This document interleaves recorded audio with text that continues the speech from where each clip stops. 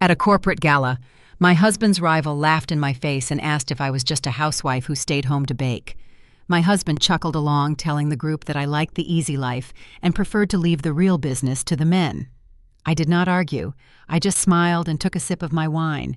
They had no idea they were mocking the chief executive officer of the very private equity firm preparing to acquire their struggling tech company. I am Victoria, 33 years old, and my 8-year marriage ended not with a screaming match, but with a federal audit. Before I show you how I turned their arrogance into a prison sentence, let me know where you are watching from in the comments below. Hit that like button and subscribe if you enjoy watching toxic egos dig their own graves. The crystal chandeliers at the Ritz-Carlton cast a cold light over my glass of champagne. The room buzzed with software developers and venture capitalists trading business cards and inflated revenue numbers. Julian, my husband, was in his element. He worked as a senior director at TechStream, a mid-tier software firm, and he spent the entire evening attempting to charm the elite. Before we left our house tonight, he had insisted I wear a muted beige dress.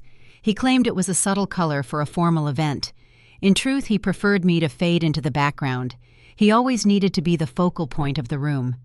I stood near a marble pillar watching him navigate a circle of executives. Preston, TechStream's vice president, spotted me and sauntered over.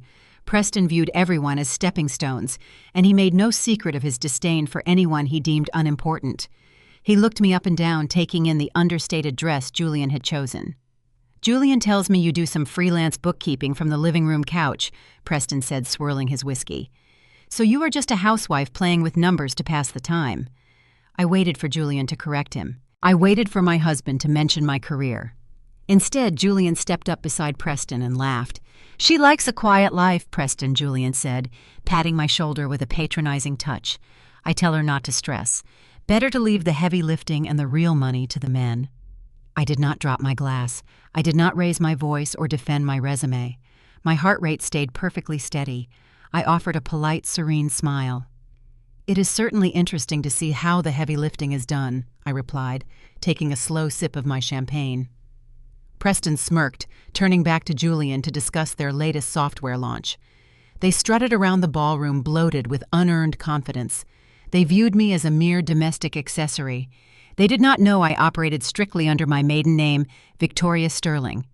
They did not know I was the managing partner of Vanguard Capital, and they certainly did not know my firm was currently finalizing a hostile takeover of TechStream. I was days away from owning their desks, their salaries, and their professional futures. I excused myself from their circle, deciding to get some fresh air. The ballroom felt stifling, filled with men pretending to hold power. I slipped away down a dim, carpeted corridor leading to the private balconies. I wanted a quiet moment to myself. But as I approached the heavy velvet curtains near the exit, a hushed, frantic conversation stopped me in my tracks.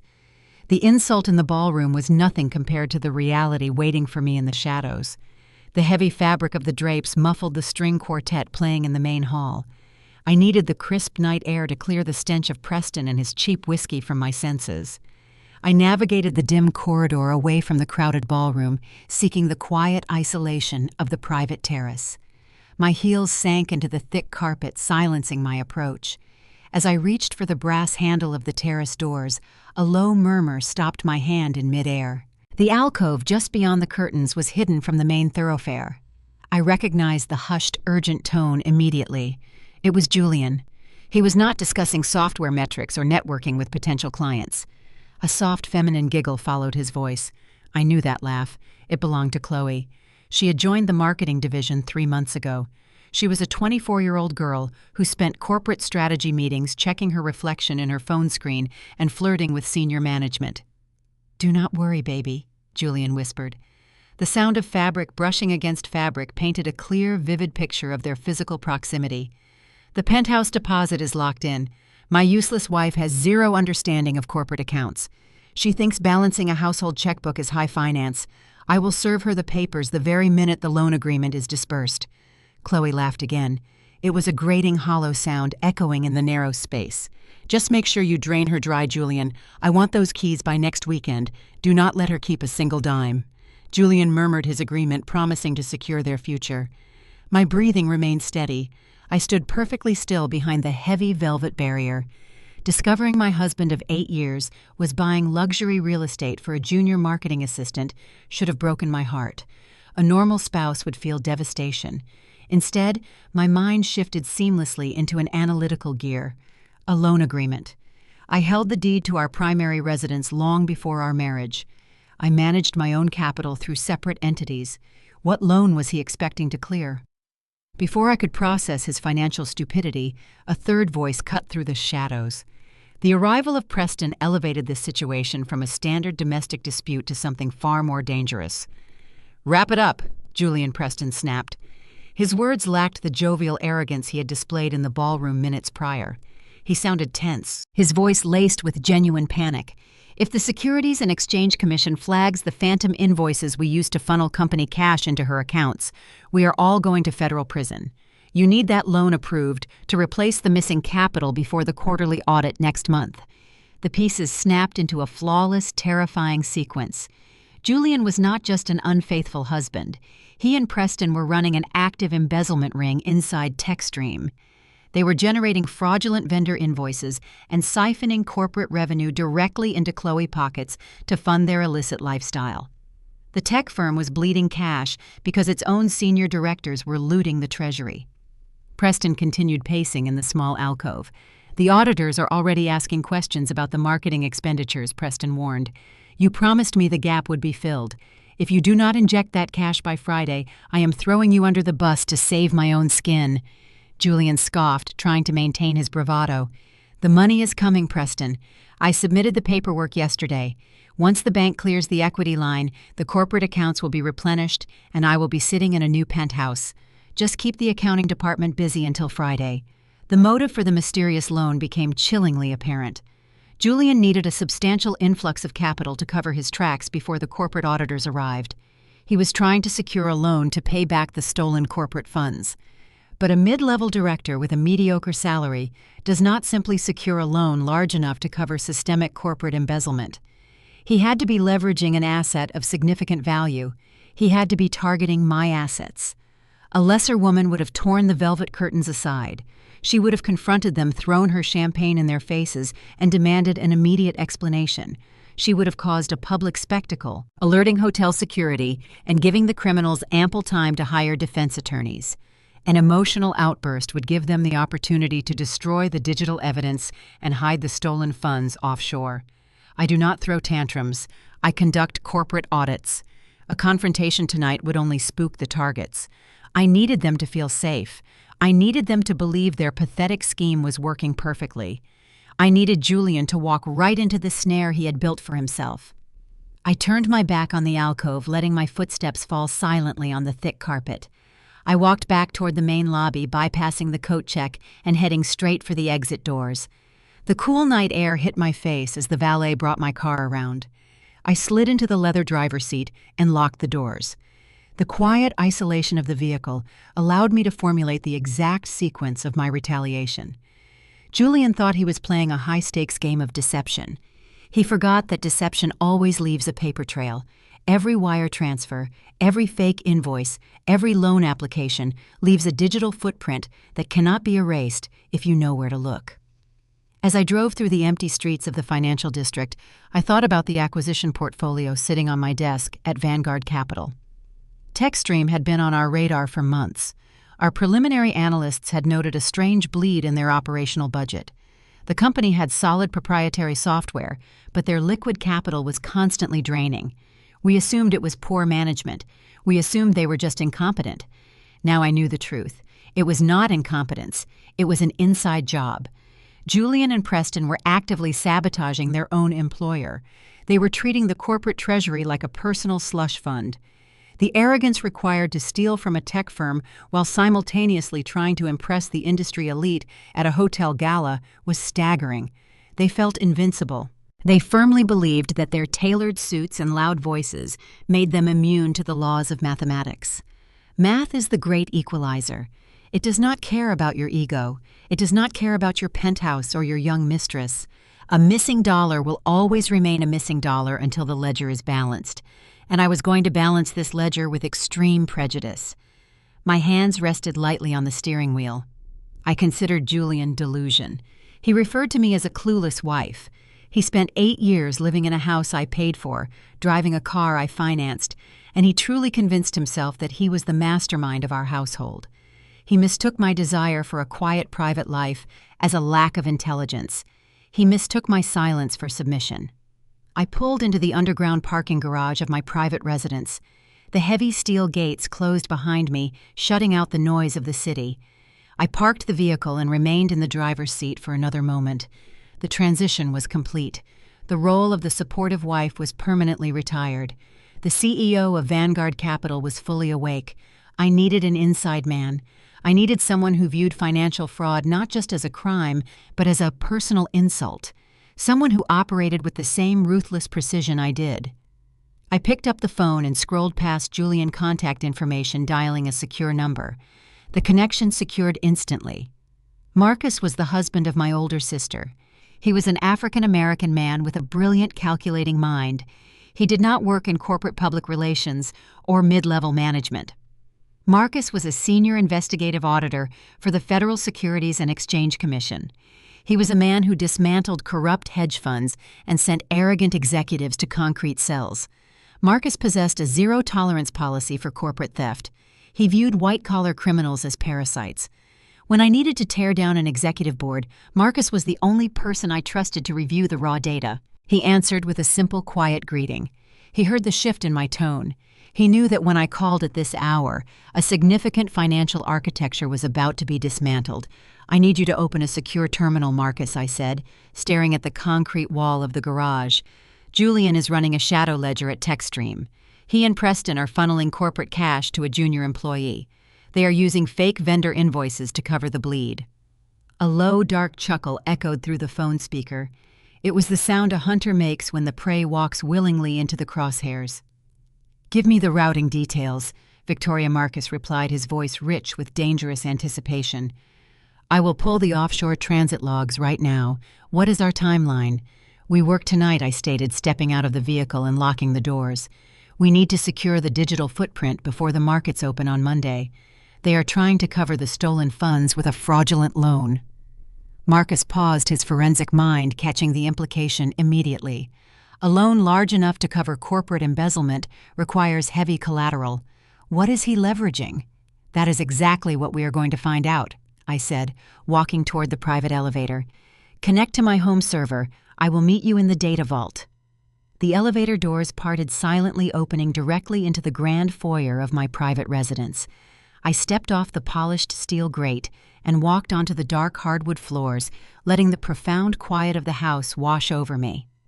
The $3 million estate was a sanctuary I had purchased entirely with my own dividends years before Julian ever entered the picture. It was a tangible monument to my relentless work ethic, standing in stark contrast to the hollow corporate persona my husband tried so desperately to project. I bypassed the master bedroom and walked straight down the corridor to Julian home office. The room smelled faintly of his expensive imported cologne, a lingering scent from his meticulous preparation for the evening gala. Sitting squarely in the center of his glass desk was his primary laptop. He always left it at home during industry events, claiming that hotel wireless networks were too unsecure for his highly sensitive executive communications.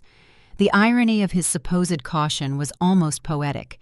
He guarded his digital perimeter from faceless hackers, yet left the vault wide open for the woman who slept next to him.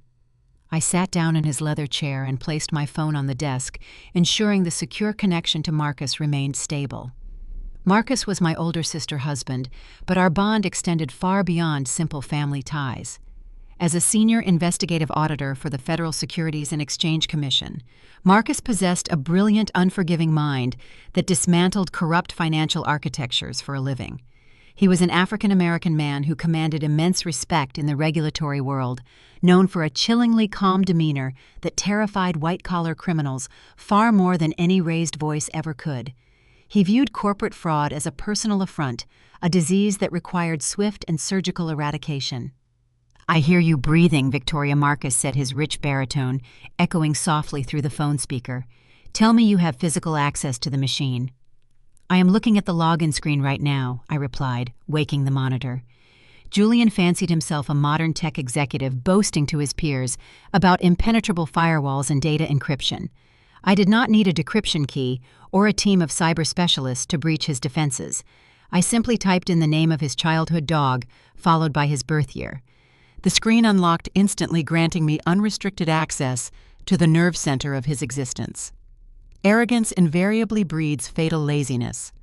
I inserted a sterile flash drive into the side port, executing a proprietary tunneling script that bypassed his local network monitoring. "You are in," I announced. A soft, rhythmic tapping sounded through the speaker as Marcus' fingers flew across his own mechanical keyboard miles away. The cursor on Julian's screen began to move autonomously, guided by an invisible hand. Command terminals popped open in rapid succession, strings of green code cascading down the dark displays. "Let us see what your husband is trying to hide from the board," Marcus murmured.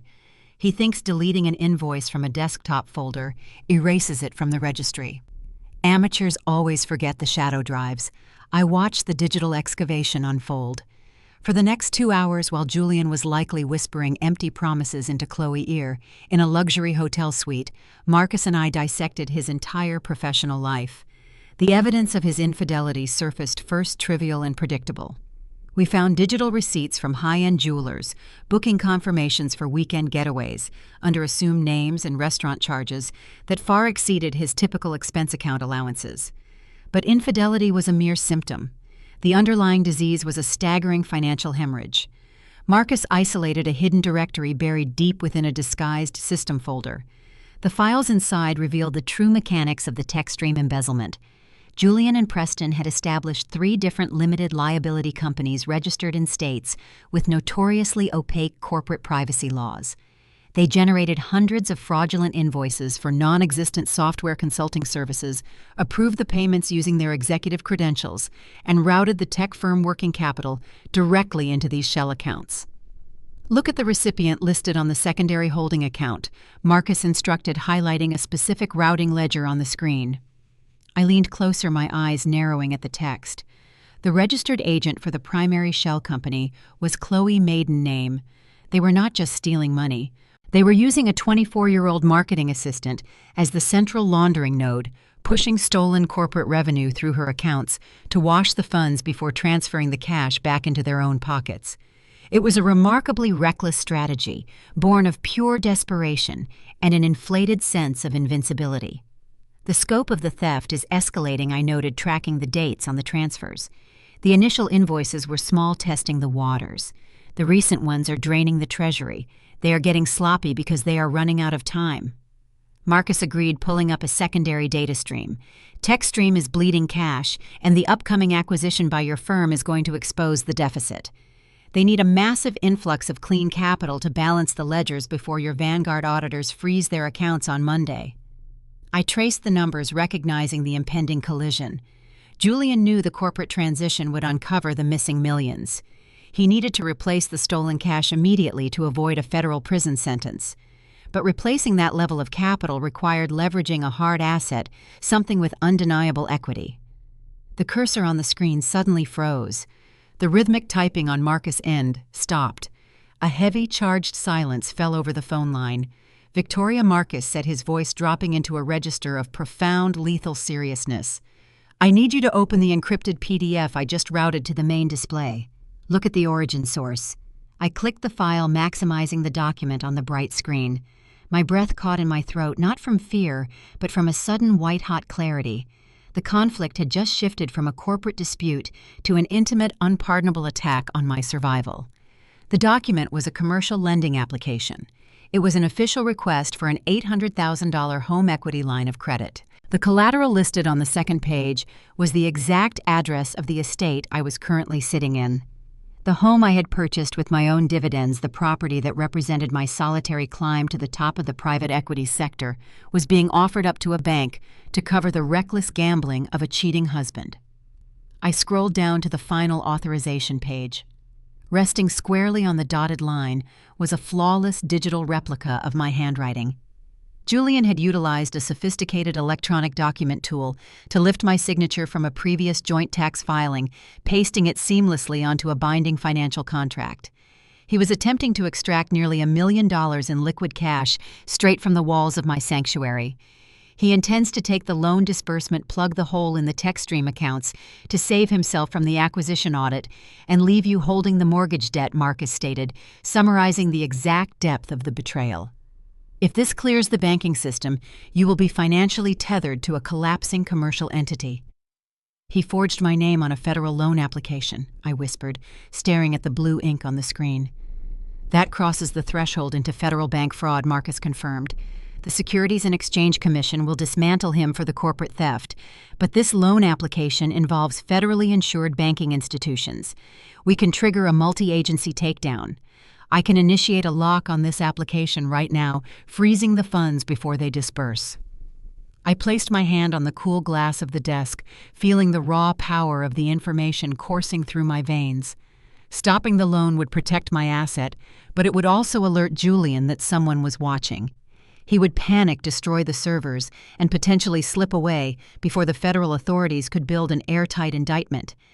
I did not want him to run. I wanted him to march proudly into the execution chamber. Do not flag the application. I ordered, my voice steady and resolute. Let the bank process the initial underwriting. Marcus remained silent for a moment, recognizing the tactical gamble I was orchestrating. You are letting him commit the felony. He already committed the felony the moment he forged the digital signature, I corrected. But he has a problem. A loan of this magnitude against a primary residence cannot be finalized with a digital signature alone. The Bank Compliance Department will require a wet signature, a physical initialization, on the final closing disclosures to release the funds. The pieces of the trap locked into a flawless sequence. Julian believed his digital forgery had secured the preliminary approval. He believed he had outsmarted the system, outsmarted his employer, and outsmarted the wife he deemed a clueless housewife. But to access the cash he needed one final physical confirmation. He plans to ambush me. I realize the blueprint of his impending deception materializing in my mind. He will slip the final authorization pages into a stack of mundane household paperwork. He thinks I am too passive to read the fine print. Tomorrow morning, Marcus warned. He will try to get your signature tomorrow morning before the corporate offices open. If he secures your physical signature on that final page, the liability shifts to you. The fraud becomes exponentially harder to prove. I leaned back in his leather chair, a cold, predatory smile touching the corners of my mouth. Julian would walk through the front door in a few hours smelling of hotel soap and cheap lies. He would put on a performance of exhaustion, offering me a cup of coffee and a stack of papers. He would expect a blind, compliant signature to seal his victory. Let him bring the paperwork, I told Marcus, disconnecting the remote feed and erasing our digital intrusion from the system logs. He expects a housewife to sign her life away.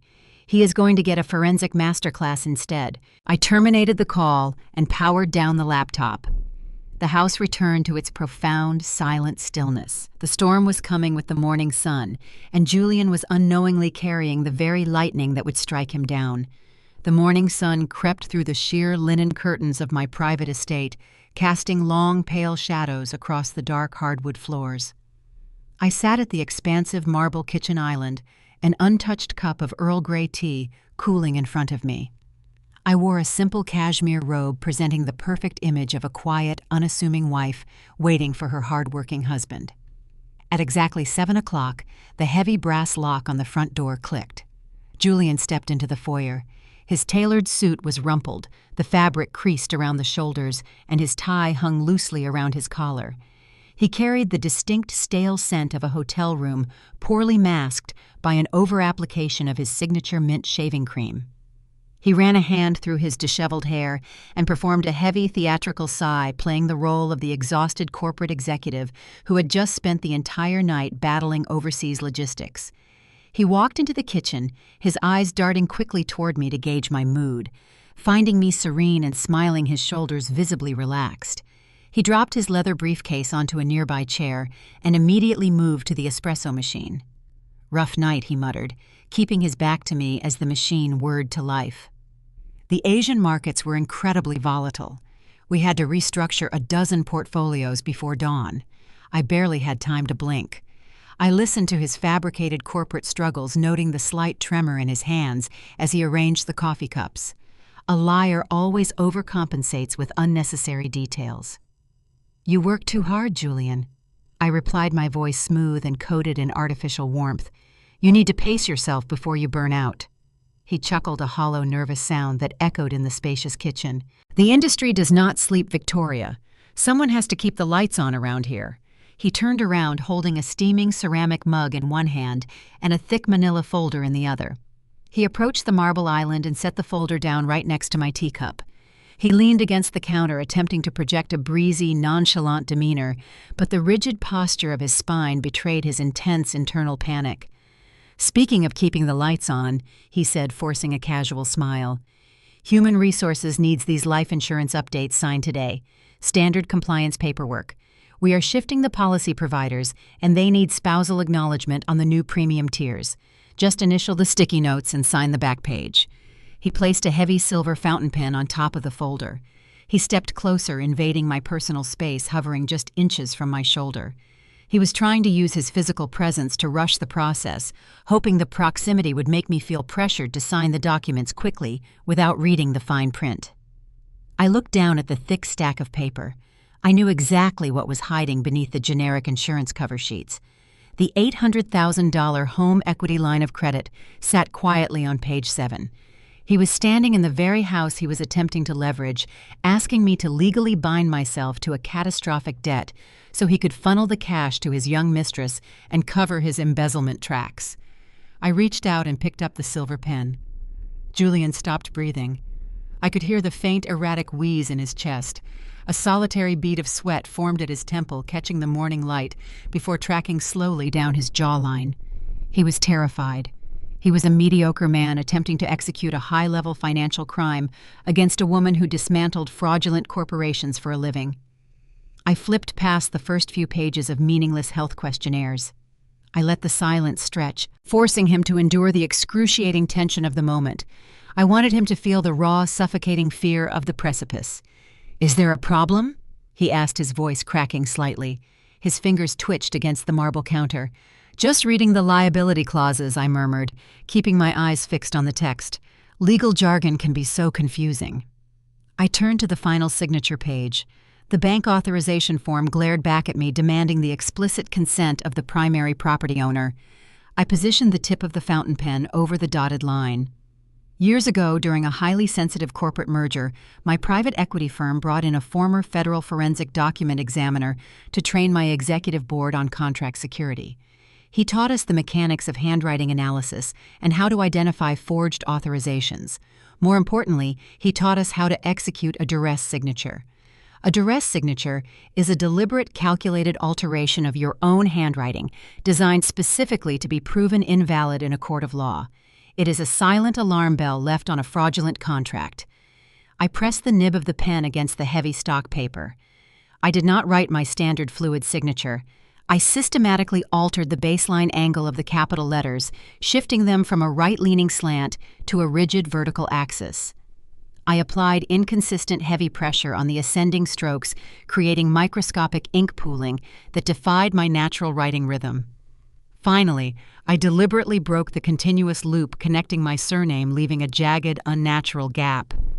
To the untrained, desperate eye of my husband, it looked like a quick, messy signature written by a careless wife. To a certified federal forensic investigator looking under high magnification, it would immediately register as a forced, illegitimate mark. I capped the silver pen and pushed the folder back across the marble island. "All done," I said, offering him a bright, trusting smile. "Make sure Human Resources gets it filed on time." Julian exhaled a long, shuddering breath. The relief washing over his face was profound. He grabbed the folder with greedy, trembling hands, clutching the documents tightly to his chest, as if holding a winning lottery ticket. The suffocating anxiety vanished, replaced instantly by the smug, arrogant swagger of a man who firmly believed he had just orchestrated the perfect crime. "Thank you, sweetheart," he beamed, leaning down to press a quick kiss against my forehead. The faint smell of cheap hotel soap lingered on his skin. "I am going to drop these off at the office right now, and then I will hit the gym. I will be home for dinner." He practically sprinted toward the foyer, grabbing his leather briefcase. The heavy front door clicked shut behind him, sealing the silent house once again. I picked up my teacup and took a slow, deliberate sip. The trap had officially snapped shut. Julian thought he was driving to his corporate office. In reality, he was driving straight to a federally insured lending institution to submit a forged contract. The legal landscape of our conflict had just shifted irrevocably. If he had simply stolen money from a shared checking account, it would remain a messy, localized domestic dispute handled by a family court judge. But by walking into a bank and submitting a fraudulent document to extract capital, he crossed a severe legal boundary. He was engaging in deliberate, premeditated deception against the United States financial system. Title 18 United States Code. He had officially committed federal bank fraud. I did not have to hire expensive divorce attorneys to fight over the house. I did not have to argue over asset division. Julian had just handed the federal government the exact jurisdiction required to seize his accounts, freeze his assets, and lock him inside a federal penitentiary. He was digging his own grave with breathtaking efficiency, fueled entirely by his own unchecked arrogance. I set the teacup down as my encrypted phone vibrated against the marble counter. The screen illuminated with a secure notification from Marcus. The timing was impeccable. My brother-in-law never reached out during business hours unless the intelligence was critical. I unlocked the device and opened the secure messaging portal. Marcus had forwarded a highly classified internal corporate memo intercepted from the TechStream executive servers. I read the opening lines and the temperature in my kitchen seemed to drop. The situation with Julian and his mistress was merely a symptom of a much larger catastrophic disease infecting his company. TechStream is drowning, Marcus typed in the secure chat. Julian and Preston drained the operational treasury faster than we calculated. The board of directors held an emergency closed-door meeting at midnight. To avoid filing for bankruptcy and exposing the internal embezzlement, the board quietly agreed to surrender their controlling shares. They authorized a hostile buyout to save their own skins. I stared at the glowing screen, my mind racing through the corporate implications. A buyout meant new auditors, new oversight, and a complete forensic teardown of the company ledgers. Julian and Preston were running out of time. They needed that home equity loan to clear by Monday morning, or the new acquiring entity would discover the phantom invoices and the offshore routing numbers. Look at the buyer, Marcus sent in a follow-up message. Look at the entity executing the acquisition. I scrolled down to the attached legal addendum. The name of the acquiring conglomerate was printed in bold black text at the top of the term sheet, Vanguard Capital. A sharp, predatory thrill shot down my spine. Vanguard Capital, my private equity firm, the very empire I directed from the shadows operating under my maiden name. Julian and Preston were currently scrambling to impress the new leadership, desperate to secure their executive positions and hide their financial crimes from the incoming CEO. They had no idea that the ruthless, faceless CEO preparing to absorb their company, scrutinize their ledgers, and terminate their careers was the exact same woman Julian had left sitting in the kitchen. The collision course was set, the corporate slaughter was inevitable, and the battlefield was shifting directly to my territory. The name Vanguard Capital stared back at me from the encrypted screen. The irony was so profound it bordered on cinematic. My private equity firm, the empire I built from the ground up operating entirely under my maiden name, Victoria Sterling. I stared at the digital term sheet Marcus had forwarded, feeling the predatory rhythm of my pulse steady into a cold, lethal drumbeat. Julian had spent the last 8 years constructing a narrative of superiority. He wore his director title at TechStream like a royal crest boasting at dinner parties, while I quietly managed the household. He genuinely believed my freelance bookkeeping was a quaint hobby to keep my mind occupied while he conquered the business world. He never questioned why my home office was heavily soundproofed. He never questioned the frequent overseas business trips, accepting my casual excuse of visiting distant boutique clients. I required total anonymity to execute high-level corporate acquisitions. Vanguard Capital maintained a strict zero-press policy regarding its executive board. My face appeared on no corporate brochures. My identity was a ghost in the financial sector, a deliberate strategy that allowed me to dismantle failing companies without giving their leadership time to prepare defensive maneuvers. Julian lived with the apex predator of his industry and mistook her for a docile house cat. My phone buzzed again. Marcus was typing rapidly on the secure channel. TechStream is a hollow shell, he explained, the text scrolling across my screen with chilling efficiency. The board of directors held an emergency session at 3 in the morning. They looked at the third quarter projections and realized the operational capital is simply gone. The phantom invoices Julian and Preston generated bled the treasury dry. The board panicked. They authorized the hostile takeover by Vanguard to avoid filing for Chapter 11 bankruptcy. They are selling the company for scraps to save their own pensions and salvage whatever stock options remain. I analyzed the financial breakdown. TechStream had decent proprietary code, which was the exact reason Vanguard automated acquisition algorithm had flagged it for purchase several months ago. Our initial plan was a standard buyout, but the localized rot caused by my husband and his embezzlement ring had drastically accelerated the timeline. They had cannibalized their own employer, forcing the board to capitulate to my firm terms without a single negotiation. I accessed the intercepted internal communications Marcus had mirrored from the TechStream servers. The panic rippling through their executive branch was palpable. Julian and Preston were exchanging frantic, desperate emails. The impending Vanguard acquisition terrified them. A hostile takeover meant a forensic audit. It meant Vanguard would send in a team of external analysts who would tear the ledgers apart line by line. The offshore accounts, the fake consulting fees, and the continuous wire transfers to Chloe would be exposed in a matter of days. I read an email Julian sent to Preston just 20 minutes prior. "Do not panic." Julian wrote, his characteristic arrogance bleeding through the digital text. The Vanguard CEO is flying in on Monday morning to assess the executive roster. We present the Q3 projections. We control the narrative. We show him the new software integration, secure our seats on the transitional board, and bury the marketing expenditures in the merger costs. I know how to play these Wall Street types. We just need to kiss the ring and hand him a solid profit margin. I let out a soft, humorless laugh. He assumed the Vanguard CEO was a man. He assumed a few firm handshakes and fabricated spreadsheets would blind an investment syndicate. He was preparing to walk into a slaughterhouse with a polished smile and a cheap suit. The transition from domestic betrayal to corporate warfare was seamless. I did not need to hire divorce attorneys to fight over the house. I did not need to argue over asset division in a crowded family court. I was about to seize his entire professional existence. I picked up my phone and bypassed the secure channel, dialing my executive assistant on my direct corporate line. She answered immediately, the hallmark of a seasoned professional who managed a multi-billion-dollar schedule with flawless precision.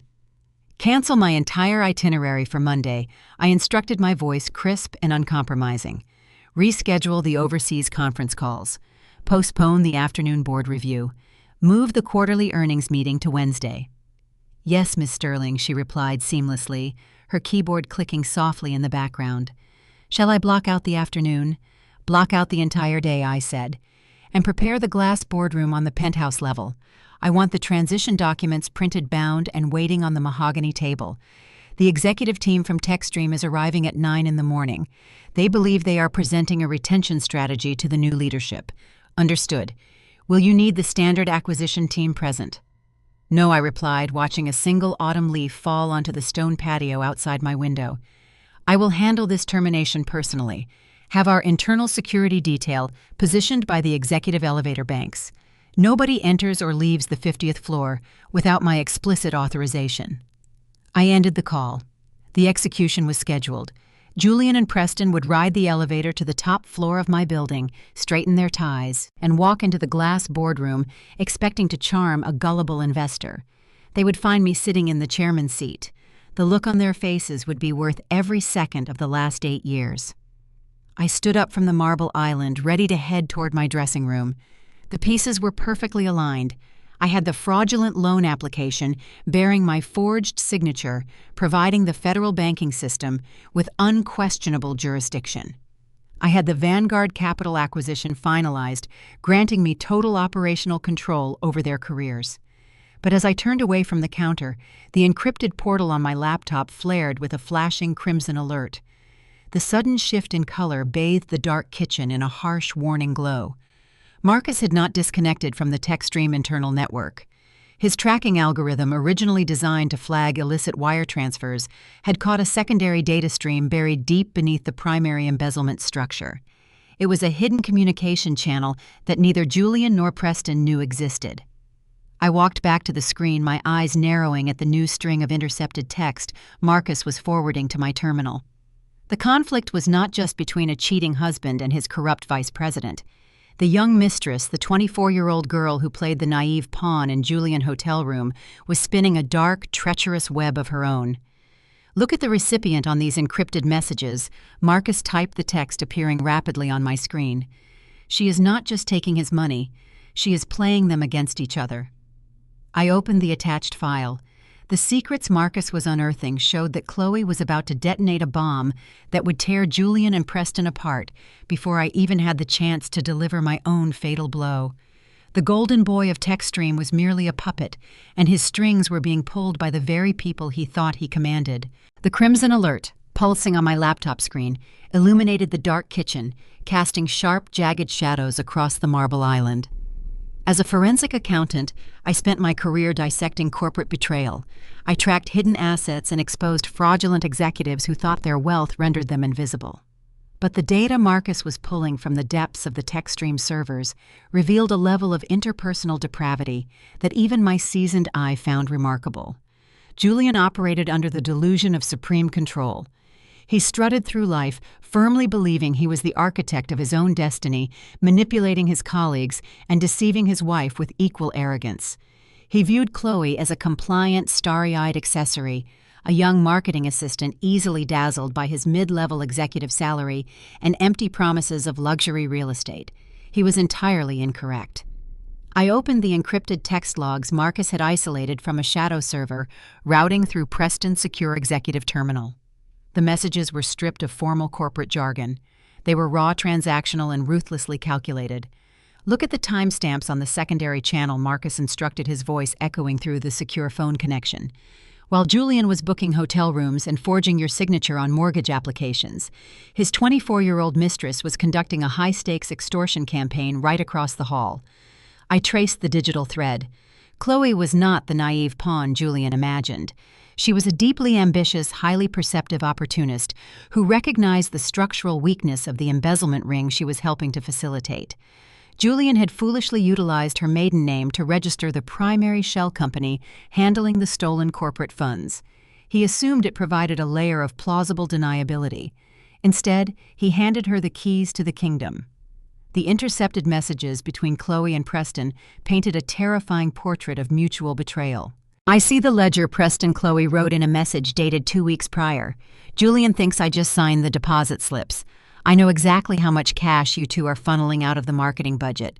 It is a neat trick, but the paper trail leads directly back to your authorization codes. Preston's initial response was a panicked demand for silence, threatening her with immediate termination and legal action. He attempted to leverage his vice president title, completely underestimating the woman he was dealing with. Chloe did not flinch. Her reply was swift and lethal. "Terminate me, and I walk straight into the regional office of the Securities and Exchange Commission," she countered. "I hand them the routing numbers for the Cayman Island accounts. You both go to federal prison. Julian is an arrogant idiot. He is going to get caught during the acquisition audit. I am not going down for his sloppy accounting."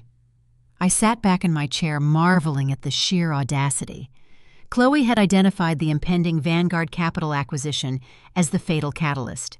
She knew the new leadership would order an external audit, and the missing millions would be exposed instantly.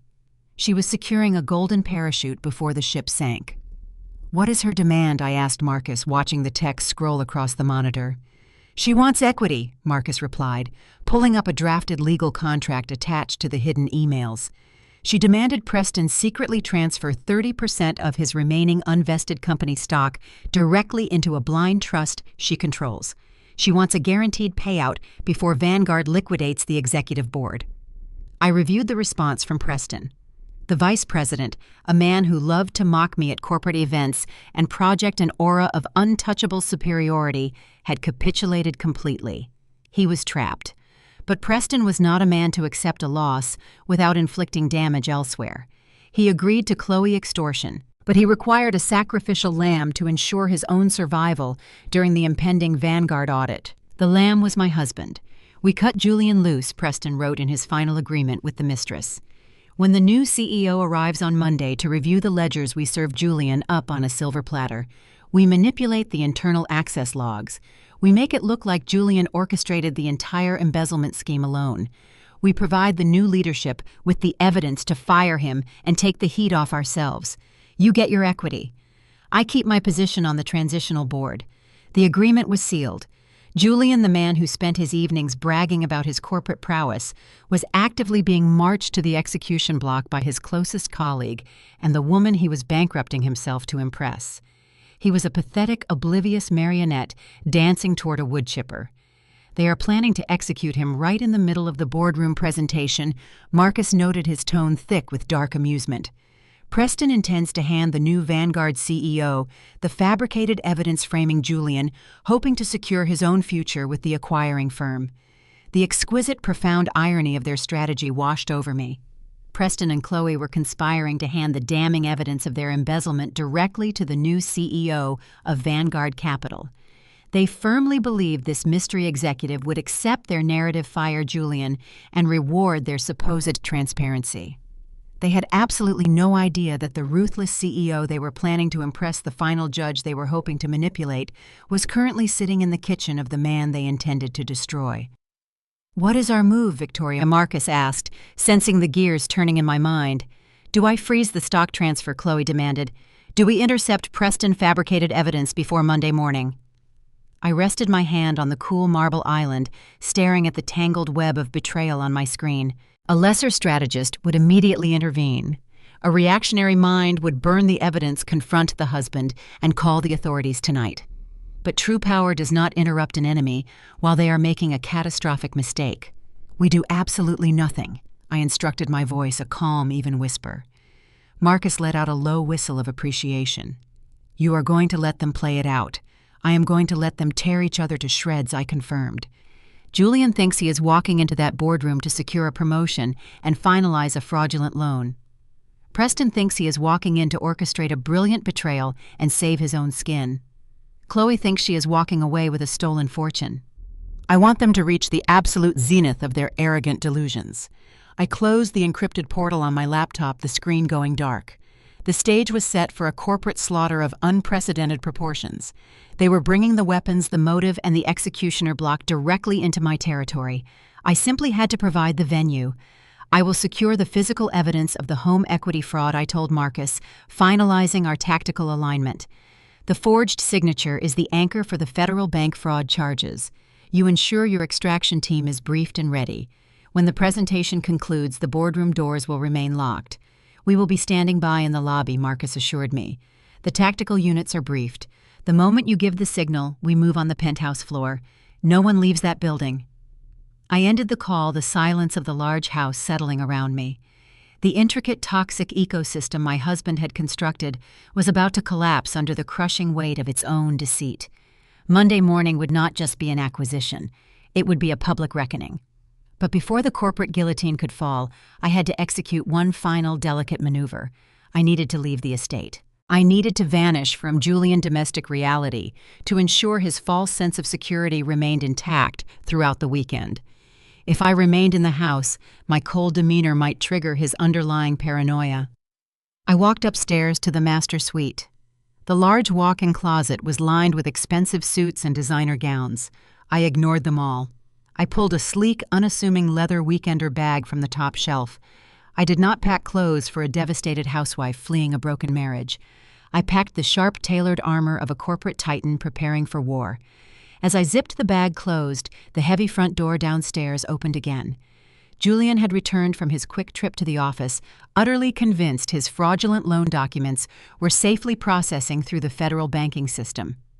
I heard his heavy footsteps echoing on the hardwood stairs, rushing up to find his compliant, oblivious wife. The final performance of our marriage was about to commence. Julian pushed open the bedroom door just as I slid the final zipper closed on my leather travel bag. He paused, his brow furrowing slightly at the sight of my luggage. I offered him a mild, apologetic smile, playing the role of the dutiful partner one last time.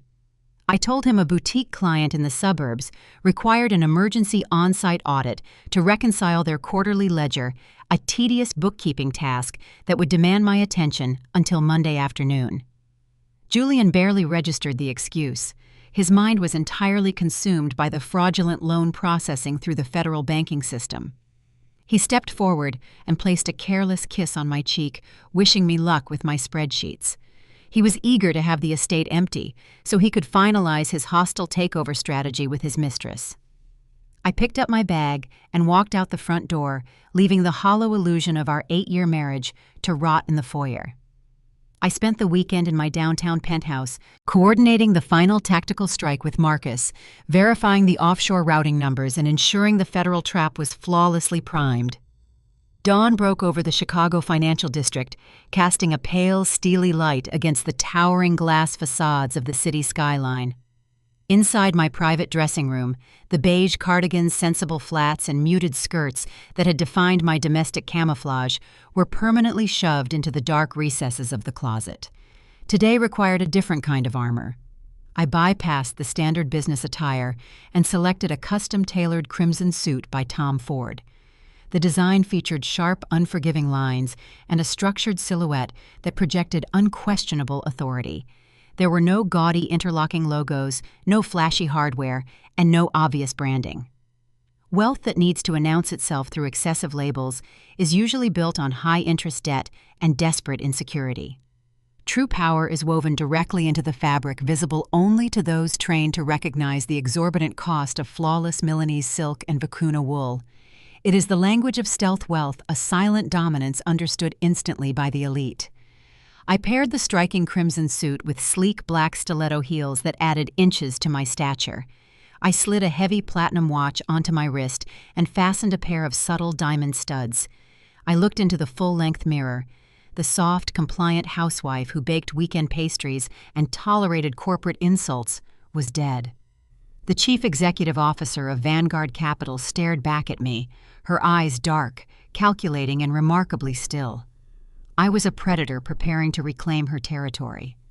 My private security driver waited in the subterranean garage holding the door to a black armored Maybach. The ride through the morning traffic was a silent, rhythmic glide, insulated entirely from the chaotic noise of the streets.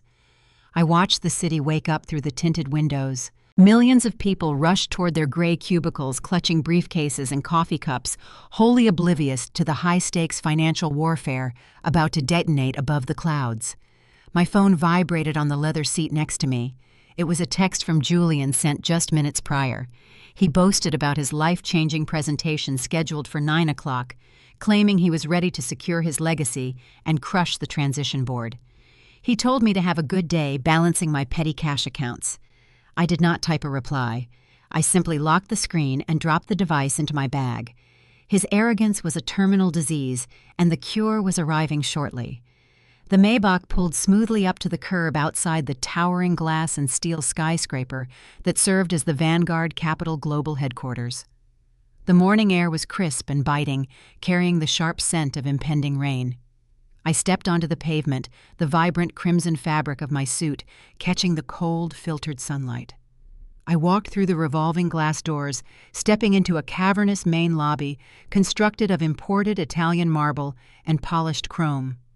The space hummed with the frantic, nervous energy of Monday morning commuters. Mid-level analysts, junior marketing associates, and visiting tech vendors scurried past the security checkpoints, swiping their plastic identification badges with urgent haste.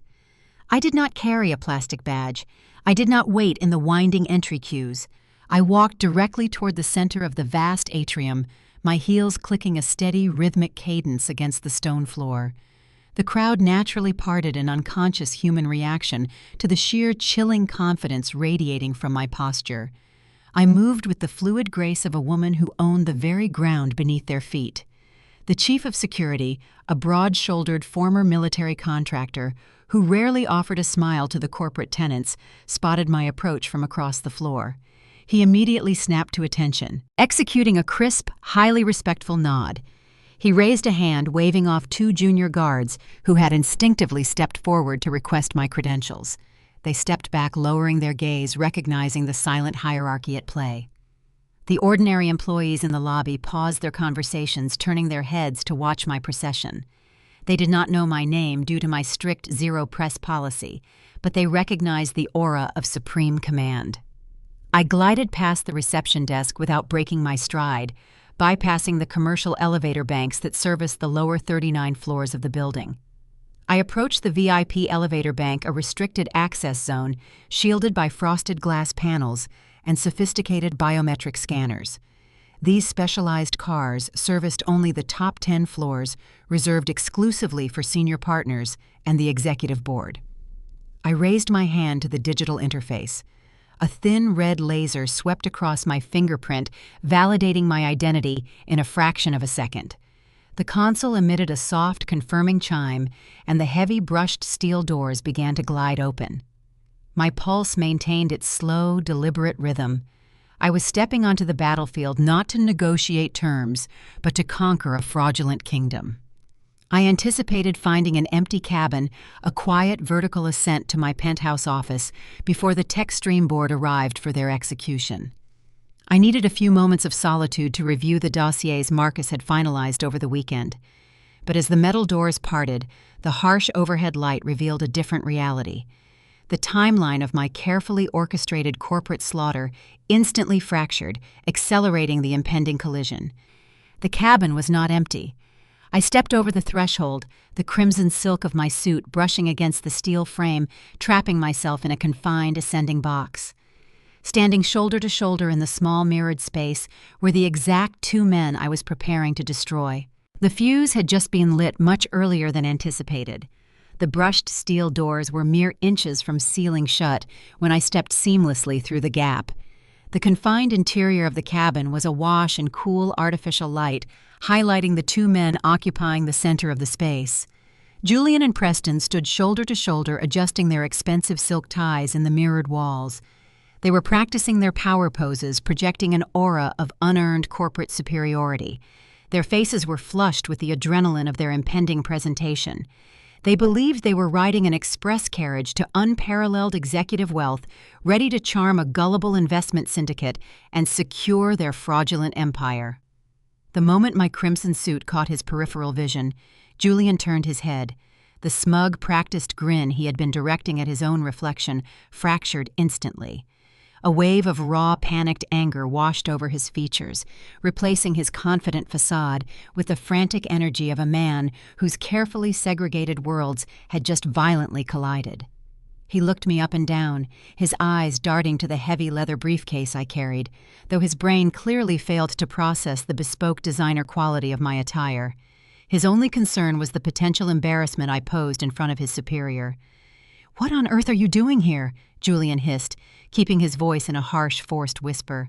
His eyes darted nervously toward his colleague, desperate to mitigate the perceived social damage. "I told you I had the most important meeting of my career today. You cannot just follow me to the financial district. I need you to leave before someone important sees you." Preston let out a loud, grating scoff. He did not bother lowering his voice. He leaned against the polished metal handrail, looking at me with undisguised contempt. For years, Preston had viewed me as an insignificant domestic accessory, a boring ledger keeper who tied his brilliant friend down to a mundane suburban existence. He thrived on diminishing others to elevate his own fragile status. His ego required a constant diet of subservience from those around him. "Good grief," Julian Preston drawled, running a hand through his heavily styled hair. "Did you forget your packed lunch on the kitchen counter? Is your little housewife playing delivery girl today?" He turned his condescending gaze directly to me, offering a mocking, pitying smile. "Listen, sweetheart, this specific elevator bank is highly restricted. It is reserved exclusively for the executive partners of the firm acquiring our company. It is not meant for lost spouses running domestic errands. You need to take the service lift back down to the lobby and wait by the reception desk until we finish our business." Preston reached his hand out, aiming his index finger toward the glowing control panel to hit the lobby button. He intended to physically banish me from his sight, reasserting his dominance over the confined space. He expected me to flush with embarrassment, to apologize profusely for my intrusion, and to scurry away like an obedient, out-of-place civilian. He wanted me to shrink so he could feel large. I did not flinch. I did not offer a tearful apology or a frantic excuse. I simply maintained my calm, icy posture, looking at the two men with the detached curiosity of a biologist examining a particularly unimpressive species of insect. I let Preston hover his finger near the illuminated buttons for a fraction of a second before I made my move. I stepped smoothly past them, the fine silk of my tailored suit brushing lightly against Julian's rigid arm. I reached into my coat pocket and produced a sleek, matte black keycard entirely devoid of any corporate branding. I did not press a physical button on the panel. I elevated my hand and pressed the dark plastic card directly against the biometric scanning pad embedded in the brushed steel console. The system processed the encrypted security clearance in a millisecond. A sharp, piercing electronic beep severed the heavy silence in the cabin. The digital display above our heads flared to life. A single button on the very top of the console illuminated, casting a vivid blood-red glow across the faces of my husband and his arrogant colleague. The number 50 burned brightly against the metal. The hierarchy of this skyscraper was a well-known fact among the corporate elite of Chicago. The first 49 floors were designated for commercial leasing housing, various tech startups, mid-tier law firms, and struggling enterprises like TechStream. But the 50th floor was a different realm entirely. It was the Penthouse suite, a sprawling, highly fortified command center holding the private offices of the building ownership. You could not rent the 50th floor. You could not visit it without a verified armed escort. The only individuals who possessed the clearance to illuminate that specific red button were the apex predators who owned the very architecture of the skyline. Julian stared at the glowing red digit. His mouth fell slightly open, his jaw hanging slack. He looked at the biometric scanner, then down at the sleek black keycard I calmly returned to my pocket, and finally up to my perfectly composed face. His mind was short-circuiting, desperately trying to reconcile the compliant woman who made his morning coffee with the executive who commanded a restricted vertical ascent. Victoria Julian stammered, the color rapidly draining from his cheeks. His voice lacked any trace of its former hostility, replaced by a hollow, terrified confusion. "How did you do that? Why do you have a security pass for the top level? That floor is restricted to the Vanguard Capital chairman. You cannot go up there." I remained silent, allowing the relentless upward motion of the elevator to serve as my only response. The gravitational pull of our ascent mirrored the crushing weight of reality settling onto their shoulders. They were trapped inside a sealed metal box, rocketing toward the stratosphere, standing shoulder to shoulder with the woman they had spent the last several months plotting to ruin. Preston shifted uncomfortably, his previous mocking demeanor fracturing under the sudden, inexplicable shift in power dynamics. He glanced at Julian, seeking a rational explanation, but found his partner equally paralyzed. The air inside the cabin grew thick, suffocating them with unspoken questions and mounting dread. They had boarded this elevator believing they were riding toward a lucrative corporate promotion and a successful embezzlement cover-up. They failed to realize the carriage had been hijacked. As the digital floor indicator climbed steadily past the 20th floor, I observed their micro-expressions. Julian was sweating. The pristine collar of his dress shirt seemed to tighten around his neck, choking his airway. He kept stealing furtive glances at my crimson suit, finally noticing the immaculate tailoring and the undeniable expense of the fabric. The cognitive dissonance was breaking him into fragments. He had convinced himself that my freelance accounting work was a negligible hobby, a domestic chore that generated minor spending money. He had forged my signature on a home equity loan just hours ago, confident that I lacked the financial acumen to ever discover the theft. Now the woman he thought he could easily defraud was displaying unprecedented access to the most guarded financial sanctuary in the city. Preston cleared his throat, attempting to regain a foothold in the conversation. He smoothed his lapels, trying to project a calm he clearly did not feel. "Look whoever you work for up there," Preston said, his tone adopting a cautious, patronizing edge. "Maybe you could put in a good word for us with the new ownership. Tell your boss the TechStream executives are ready to streamline the transition. We are key players in this acquisition. We generate the real capital." He still thought I was an assistant. He still clung to the desperate illusion that my access to the 50th floor was granted through a subservient clerical role. His inability to perceive a woman as a reigning authority figure was his greatest vulnerability. He handed me the exact weapon I needed to dismantle his ego. I turned my head slowly, meeting Preston's gaze. My expression was an impenetrable mask of Arctic calm. "I will be sure to evaluate your transition strategy very closely." "Preston," I replied, my voice echoing off the mirrored walls with a crisp, chilling resonance. I am known for my meticulous attention to detail, especially when it comes to undocumented marketing expenditures and unauthorized phantom vendor invoices. Preston flinched, as if he had been struck across the jaw with a heavy stone. His eyes widened into saucers, the arrogant smirk wiped entirely from his features. The mention of phantom invoices was a direct, undeniable hit to his hidden embezzlement ring. He looked at Julian, panic flaring in his eyes, silently demanding to know how Julian Wife possessed highly classified knowledge of their internal corporate theft. Julian stepped back until his shoulders hit the rear wall of the elevator. He looked like a man watching a tidal wave approach the shoreline, realizing he possessed no high ground to escape the flood. The numbers on the display ticked higher. Floor 30, floor 35. The inevitable reckoning was approaching at an incredible velocity. They were standing next to the architect of their doom, breathing the same recycled air, entirely powerless to stop the ascent. I adjusted my posture, standing tall and resolute. The silence stretched heavy and lethal, pregnant with the promise of a spectacular execution. The elevator slowed its rapid climb, the mechanical hum shifting pitch, as we neared the designated executive transfer level. Floor 40 was the realm of the TechStream board, the staging ground where Julian and Preston expected to deliver their fraudulent presentation to save their careers. The digital chime sounded, signaling our arrival at their designated floor. The brushed steel doors prepared to glide open, but the psychological trap had already sprung. I watched them brace themselves. Their confidence shattered, their minds racing to comprehend the nightmare unfolding before them. They were about to step off this elevator into a reality where all their stolen leverage meant nothing, entirely unaware of the final devastating piece of evidence waiting for them right outside these steel doors. The mechanical chime of the elevator arriving at the 40th floor sliced through the heavy, stagnant air of the cabin. The brushed steel doors slid open smoothly, revealing the bustling, nervously energized reception area of the TechStream executive level. The corporate space was a frantic hive of activity. Junior analysts scurried past with stacks of financial reports, and administrative assistants frantically dialed numbers, preparing for the impending Vanguard Capital acquisition meeting. Julian and Preston stood frozen for a fraction of a second, the bustling reality outside the cabin providing a jarring contrast to the terrifying psychological pressure cooker they had just endured during our ascent. Preston was the first to break the paralysis. His survival instinct, honed by years of corporate manipulation and shifting blame, forced him to reconstruct his shattered facade.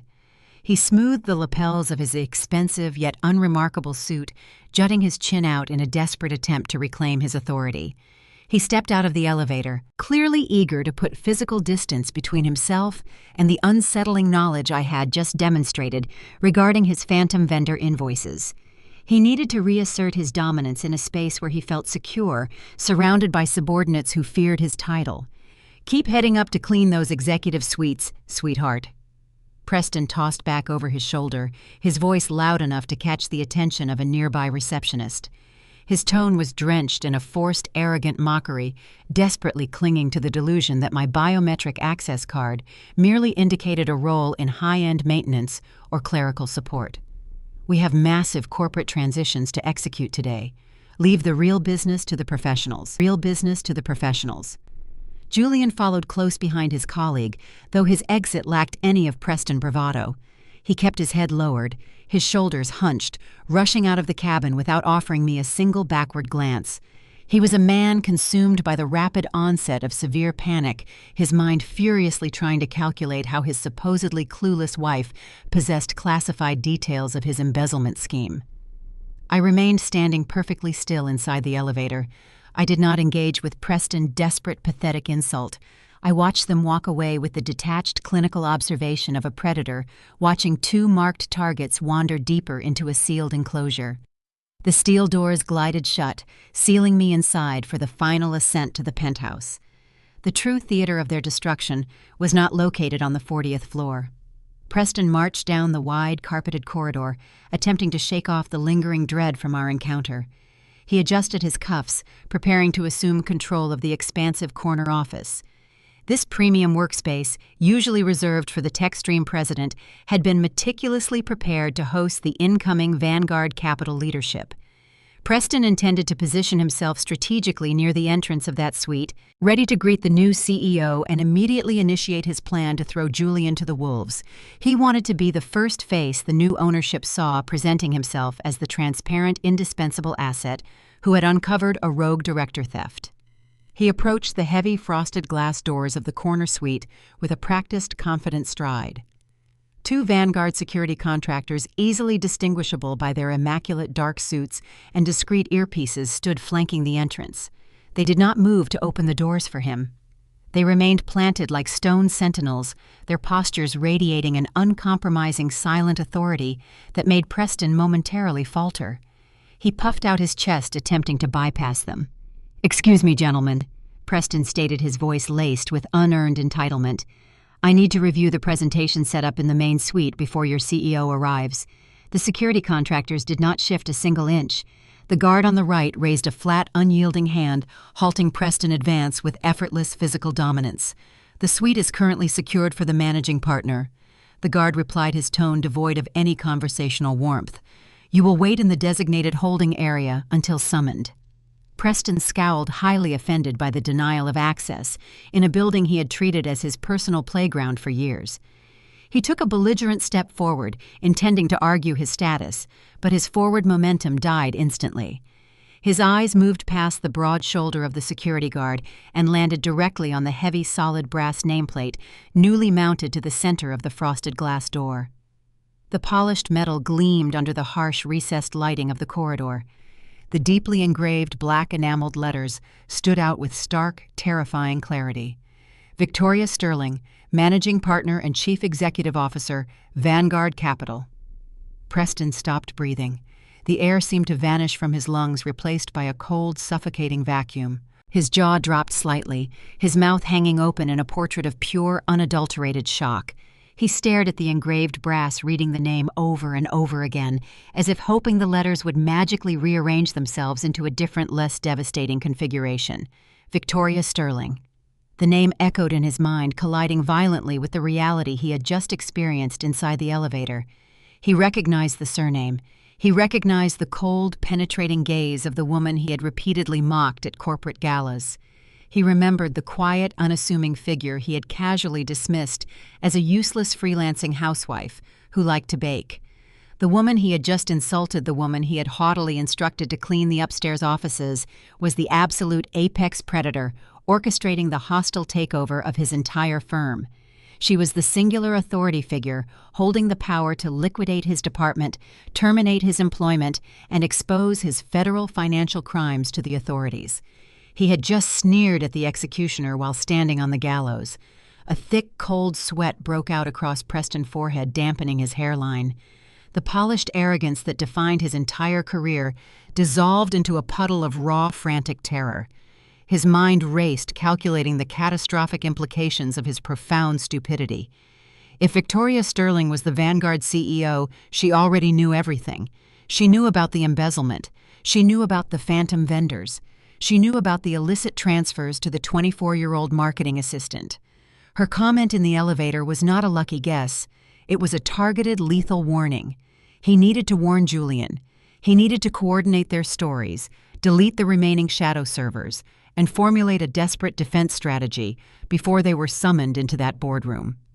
Preston frantically reached into his tailored jacket, pulling out his sleek smartphone. His thumb shook violently as he swiped at the screen, desperately trying to open his encrypted messaging application to send an urgent alert. He tapped the send icon, waiting for the familiar chime of a delivered message. Nothing happened. A red error banner flashed across the top of his device. No network connection. He stared at the screen, confusion compounding his panic. He checked his cellular signal indicator. The signal bars were completely empty. He tried switching to the corporate wireless network, but his phone refused to connect to any available access points. He was standing in the middle of a high-tech financial hub, and his device was entirely useless. The Vanguard security guard watched Preston's frantic attempts to secure a signal, a faint, knowing smirk touching the corner of his mouth. "We run a highly secure operational environment during acquisition transitions, sir," the guard stated smoothly, the subtle threat hanging heavily in the air. "The executive floor is currently operating under a localized cellular disruption protocol to prevent unauthorized transmission of proprietary data. Your devices will not function until you leave this level." Preston lowered the useless phone, his hand trembling uncontrollably. The trap was a masterpiece of corporate warfare. He was physically isolated on a floor controlled entirely by his enemy. He could not communicate with Julian. He could not access external servers to erase his digital footprint. He was entirely cut off from the outside world, quarantined in a holding pattern while he awaited his inevitable slaughter. He looked back at the brass nameplate gleaming on the glass door. The name Victoria Sterling felt like a physical weight pressing down on his chest. He realized with a sickening sense of finality that he and Julian had not been running a sophisticated embezzlement ring. They had been performing a pathetic amateur heist while the true master of the game watched their every move on hidden cameras. They were dead men walking. While Preston spiraled into total systemic panic on the 40th floor, my private elevator arrived at the penthouse level. The doors slid open to reveal an environment that stood in stark contrast to the chaotic scrambling below. The Vanguard Capital Executive Suite was a sanctuary of minimalist power characterized by polished concrete dark mahogany and expansive walls of soundproof glass overlooking the city skyline. I stepped out of the cabin, the crimson silk of my suit commanding the quiet space. Marcus was waiting for me in the main reception area, his presence a towering pillar of lethal professional focus. He wore a dark, immaculate suit, holding a thick, encrypted tablet that contained the fully synthesized forensic audit of the tech stream corruption. The localized signal jammer is active. Marcus reported falling into step beside me as we walked toward the primary glass boardroom. "We have isolated their communications. They cannot coordinate a defense, and they cannot delete any external files. They are flying completely blind." "Excellent," I murmured, feeling the adrenaline sharpen my focus into a razor edge. "Have the tech stream board assembled in the main conference room. Keep Julian and Preston in the secondary holding area until I call for them. I want the board to understand the exact nature of the disease before I bring the infection into the room." Marcus nodded, his dark eyes gleaming with anticipation. "The trap is primed, Victoria." I pushed open the heavy glass doors of the boardroom and took my seat at the head of the massive mahogany table. The panoramic view of Chicago stretched out behind me, a vast, indifferent grid of commerce and consequences. I placed my hands flat on the polished wood, perfectly calm, perfectly ready. The countdown to their absolute catastrophic ruin had officially commenced. The tension in the Vanguard Capital penthouse was a tangible, heavy force. I sat in the high-backed leather chairman chair at the head of the long mahogany table. I had intentionally spun the chair to face the sprawling expanse of the Chicago skyline, presenting only the sleek dark leather of my seat to the room behind me. The silence was absolute, broken only by the faint hum of the climate control system and the muffled sounds of the city far below. At exactly 9 o'clock, the heavy oak doors of the boardroom swung open with a resounding thud. The 6 remaining members of the TechStream Board of Directors shuffled into the room first. They were older, seasoned executives who now looked like condemned prisoners walking to the gallows. Their faces were pale, their postures rigid with the fear of impending unemployment and public disgrace. They took their seats along the sides of the table, clutching their leather portfolios like inadequate shields against the incoming corporate slaughter. Following close behind the terrified board was Julian.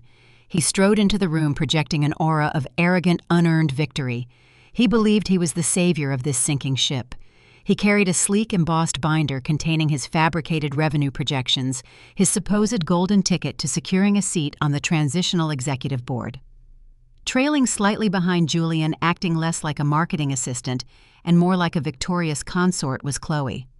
She strutted into the high-stakes corporate environment, wearing a designer dress clearly purchased with misappropriated funds. She continuously ran her thumb over her left hand, ostentatiously displaying the massive Cartier diamond ring that sparked under the recessed boardroom lights. Her presence in an executive-level acquisition meeting was entirely inappropriate, a glaring indicator of Julian nepotistic arrogance. He had brought his mistress to witness his crowning achievement. Julian stopped near the foot of the long table.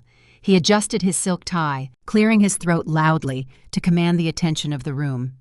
He addressed the back of my leather chair, assuming the posture of a confident, indispensable leader addressing a demanding investor. "Good morning and welcome to the Techstream Acquisition Review." Julian began, his voice dripping with forced corporate charisma. He believed he was speaking to an unfamiliar, ruthless Wall Street titan. "I speak for the entire executive branch when I say we are eager to facilitate a seamless transition. We have prepared a comprehensive restructuring roadmap that guarantees a massive sustained profit margin for the Vanguard syndicate. If you review the data in these folders." He raised the binder, preparing to launch into his rehearsed performance of fabricated growth metrics. I did not let him finish the sentence. I gripped the armrests of the heavy leather chair. With a slow, deliberate, and perfectly controlled motion, I rotated the chair to face the room. I crossed my legs, the striking crimson silk of my tailored suit, commanding the immediate visual focus of every person present. My face was a mask of cold, predatory calm. I locked my eyes directly onto Julian, delivering a gaze devoid of any familiar warmth or wifely submission. Julian's voice died instantly in his throat. The arrogant, booming executive persona evaporated in a fraction of a second, replaced by an expression of pure, unadulterated cognitive failure. His eyes widened to impossible proportions. He stared at me, his brain violently rejecting the visual data it was receiving. He looked at my designer suit, the imposing leather chair, and the absolute authority radiating from my posture. The heavy embossed binder slipped from his trembling fingers. It hit the polished hardwood floor with a deafening sharp crack that made several board members flinch. Julian did not attempt to retrieve it. He stood paralyzed, his jaw hanging slack, his breathing shifting into rapid, shallow gasps. The man who had forged my signature on a federal loan application just hours prior was now staring directly at his executioner. Behind him, Chloe's arrogant swagger disintegrated. Her hand dropped from displaying the Cartier ring. She took a terrified, stumbling step backward, her high heel catching on the carpet. A sharp intake of breath hissed through her teeth as she recognized the woman sitting at the head of the table. She recognized the wife she had plotted to bankrupt. The naive marketing assistant realized she had walked blindly into a meticulously designed trap. "A profit margin roadmap," Julian said. My voice was pitched low, yet it carried an undeniable lethal resonance that dominated the silent boardroom. I let the silence stretch for a heartbeat before I delivered the first strike.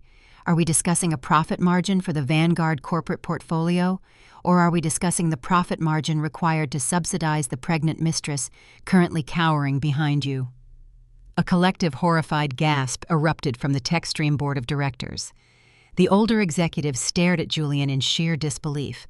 The revelation of an intra-office affair resulting in a pregnancy was a scandalous human resources nightmare. But delivering that revelation during a hostile takeover meeting was unprecedented corporate carnage. They looked from Julian to Chloe, then back to the imposing woman in the crimson suit who clearly held all the cards. Julian's knees buckled slightly. He grabbed the edge of the mahogany table to keep himself from collapsing onto the floor. "Victoria," he stammered, his voice cracking into a high, pathetic whine.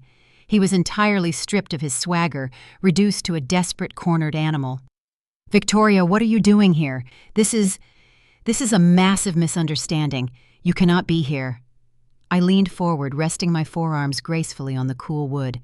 "I am exactly where I belong, Julian. I am the managing partner and chief executive officer of Vanguard Capital. You are currently standing in my building attempting to present a fraudulent financial report to my acquisition team." The board members began whispering frantically among themselves, their panic escalating as they realized the depth of Julian's deception. They had blindly trusted his financial projections, unaware he was actively sabotaging the company while married to the very titan orchestrating their buyout. "You brought your mistress to a federal compliance review." I continued, my gaze shifting briefly to Chloe, who was shaking visibly near the doorway. "You brought the woman who serves as the registered agent for your money laundering shell companies. The sheer breathtaking arrogance of your incompetence is almost impressive." Julian's face turned a sickly shade of ashen gray. He swallowed hard, desperate to salvage any shred of his dignity in front of his peers. He tried to invoke his patriarchal authority, a futile tactic against a woman who held his financial existence in a vice grip. "Victoria, stop this right now," Julian hissed, attempting a tone of hushed, aggressive command. "You are embarrassing yourself in front of my colleagues. We will discuss this at home. You need to leave this room before you ruin my career." "Your career is already a smoking crater," I corrected him, my voice chillingly even. "And we do not have a home, Julian. The estate you attempted to leverage this morning has been protected under an irrevocable blind trust for 3 years. The fraudulent home equity loan you submitted to the federal bank utilizing my forged signature was rejected by compliance an hour ago." Julian physically recoiled, staggering backward as the reality of his legal exposure crashed over him. The fake loan application was his only lifeline. Without that capital, he could not hide the missing millions. He was entirely exposed. But the psychological devastation was only the opening act. The true penalty required hard data. I reached for the sleek digital remote resting near my right hand. It was time to show the board of directors exactly why their company was bleeding to death. The financial execution was about to commence, and the evidence would be broadcast in high definition. Julian stood trembling in the center of the boardroom. The expensive fabric of his suit seemed to swallow his shrinking posture. "Victoria," he stammered, his voice thin and laced with a pathetic, desperate whine. "What are you doing here? Please, this is just a massive misunderstanding. You have the data completely out of context." I did not offer him the courtesy of a verbal response. Engaging in a domestic debate during an acquisition audit was beneath my station. Instead, I raised the sleek remote resting on the table and pressed a single button.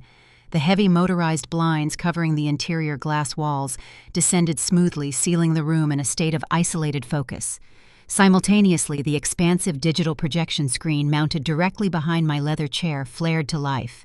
The crisp, high-resolution display bathed the mahogany table in a stark, unforgiving white light. "Let us review your management capabilities," Julian, I announced, ensuring my tone carried the chilling detachment of a federal prosecutor delivering an opening statement. "Let us examine the precise methodology you employed to drive this company into impending bankruptcy." A complex, highly detailed financial flowchart populated the screen. It was not the fabricated revenue projection Julian had dropped onto the floor. It was a forensic map, a visual representation of systemic corporate theft meticulously verified by Vanguard Analytical Division. Vibrant crimson arrows traced the outbound flow of capital from TechStream primary operational accounts. The 6 members of the board of directors leaned forward in their chairs. Their initial shock morphed rapidly into focused, unadulterated fury as they recognized the internal accounting codes displayed on the wall. Over the past 14 months, Julian and Preston authorized a series of aggressive restructuring expenditures, I explained, utilizing a laser pointer to highlight a cluster of offshore routing numbers. You presented these costs to the board as vital software consultation fees required to modernize your outdated architecture. In reality, you established 3 fictitious consulting firms registered in the Cayman Islands. The board members gasped in unison. An older executive at the far end of the table slammed his hand against the wood, his face turning a dangerous shade of purple. He turned a lethal glare upon Julian, recognizing the sheer magnitude of the deception. These entities possess no physical offices, no employee payroll records, and have delivered 0 lines of usable code. I continued, my voice slicing through the rising tension in the room. They exist solely as laundering nodes. You systematically authorized the bleeding of exactly $2.4 million from TechStream operational treasury, routing the capital into these offshore shells to pay for invoices generated entirely from thin air. Julian tried to speak, tried to formulate a defense, but his throat clicked dryly. He backed away from the table, shaking his head in a frantic, pathetic denial, his eyes darting wildly toward the locked exit doors. The visual presentation shifted seamlessly to the next slide. The complex flowcharts vanished, replaced by a glaring high-definition photograph of a luxury retail receipt. The purchase timestamp was clearly visible, cross-referenced directly with a corporate expense approval form bearing Julian unique digital signature. And your misappropriation of company funds extended far beyond offshore accounts, I noted, letting the silence hold the weight of the evidence. I directed the laser pointer toward the itemized description on the receipt. This is a recent transaction from a flagship Cartier boutique. You authorized a corporate expenditure of $15,000, categorizing it under the operational ledger as a critical software licensing renewal. I lowered the laser pointer and shifted my gaze directly toward the young woman cowering near the doorway. Chloe tried to shrink into the shadows, her arms wrapped tightly around her torso in a defensive posture. It appears that your critical software licensing renewal is currently resting on the ring finger of the marketing assistant standing behind you, I stated softly.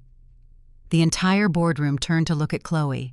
The massive cushion-cut diamond purchased with stolen corporate capital suddenly looked like a glowing beacon of guilt on her trembling hand. The board members erupted into outraged shouts. They demanded immediate legal action. They demanded the police. They recognized that their impending financial ruin was not the result of market forces, but the direct consequence of a greedy director financing an affair with company money. The sheer overwhelming pressure of the public exposure finally crushed whatever remained of Julian's fragile ego. His legs buckled entirely. He collapsed onto the expensive wool carpet, his knees hitting the floor with a dull, heavy thud. He buried his face in his hands, releasing a series of ragged, humiliating sobs. A dark, spreading stain appeared on the front of his tailored trousers. He had entirely lost control of his bladder, his dignity and self-respect completely pulverized under the scrutinizing, contemptuous stares of the corporate elite. He was a ruined man stripped bare in the very arena where he had sought to conquer. But a cornered coward rarely accepts his fate in silence. When faced with absolute destruction, a desperate animal will always turn its teeth toward its closest ally. Julian raised his tear-stained face from his hands. His eyes, wild and bloodshot, scanned the room until they locked onto the empty chair where his co-conspirator should have been seated. He realized he was absorbing the entirety of the execution alone. He was ready to pull the rest of the sinking ship down with him. The heavy oak doors of the boardroom swung open, interrupting Julian's pathetic display on the carpet. Preston stepped into the room flanked by the two Vanguard security contractors. They had escorted him from the holding area, delivering the final piece of the fraudulent puzzle directly to the execution block. Preston took one look at the glowing projection screen detailing the Cayman Island shell companies, and then looked down at Julian weeping in a puddle on the floor. His survival instinct, honed by years of cutthroat corporate maneuvering, activated instantly. He recognized that the ship was not just sinking, it was already resting at the bottom of the ocean. He needed a lifeboat, and he was perfectly willing to construct one using his partner bones. Preston straightened his jacket, his face contorting into a mask of righteous, fabricated indignation. He pointed a trembling accusatory finger directly at the man kneeling on the floor. Ms. Sterling, Preston announced, his voice ringing with desperate performative authority. He attempted to adopt the posture of a loyal executive reporting a rogue employee. I swear to you, I had absolutely no knowledge of the extent of this embezzlement. Julian forced my authorization on those transfers. He manipulated the internal auditing software to hide the phantom invoices from my review. He is a parasite draining this company. You must hold him entirely accountable for this financial disaster. Julian's head snapped up. The shock of the betrayal momentarily overrode his paralyzing fear. He stared at Preston, his eyes wide with a feral, wounded fury. The man he had collaborated with, the colleague who had mocked my existence in the elevator just minutes ago, was now eagerly feeding him to the wolves. Julian let out a guttural, enraged roar, attempting to scramble to his feet, but his legs failed him, sending him crashing back onto the wool carpet. The hypocrisy was nauseating. They were a pair of scavengers frantically turning on each other the moment the light exposed their rot. I let a sharp, dry laugh escape my lips. The sound sliced through Preston's frantic defense, silencing the boardroom immediately. "Spare us the theatrical performance, Preston," I commanded, my voice dropping to a register of absolute freezing disdain. "Your loyalty is as fabricated as your revenue projections." I pressed the button on the remote, advancing the presentation to a new slide. The offshore routing maps vanished, replaced by a stark, high-definition image of a heavily encrypted text log and a series of complex brokerage statements. "Let us examine your specific contributions to this corporate disaster," I suggested, directing the laser pointer toward the text logs. "These are intercepted communications between you and the marketing assistant currently standing near the door." The data indicates that Chloe has been actively extorting you for the past 6 months, threatening to expose the embezzlement ring to the regulatory authorities unless you surrendered 30% of your unvested company stock into a blind trust she controls." Preston's face drained of all color. The self-righteous indignation melted away, replaced by a sickly ashen pallor.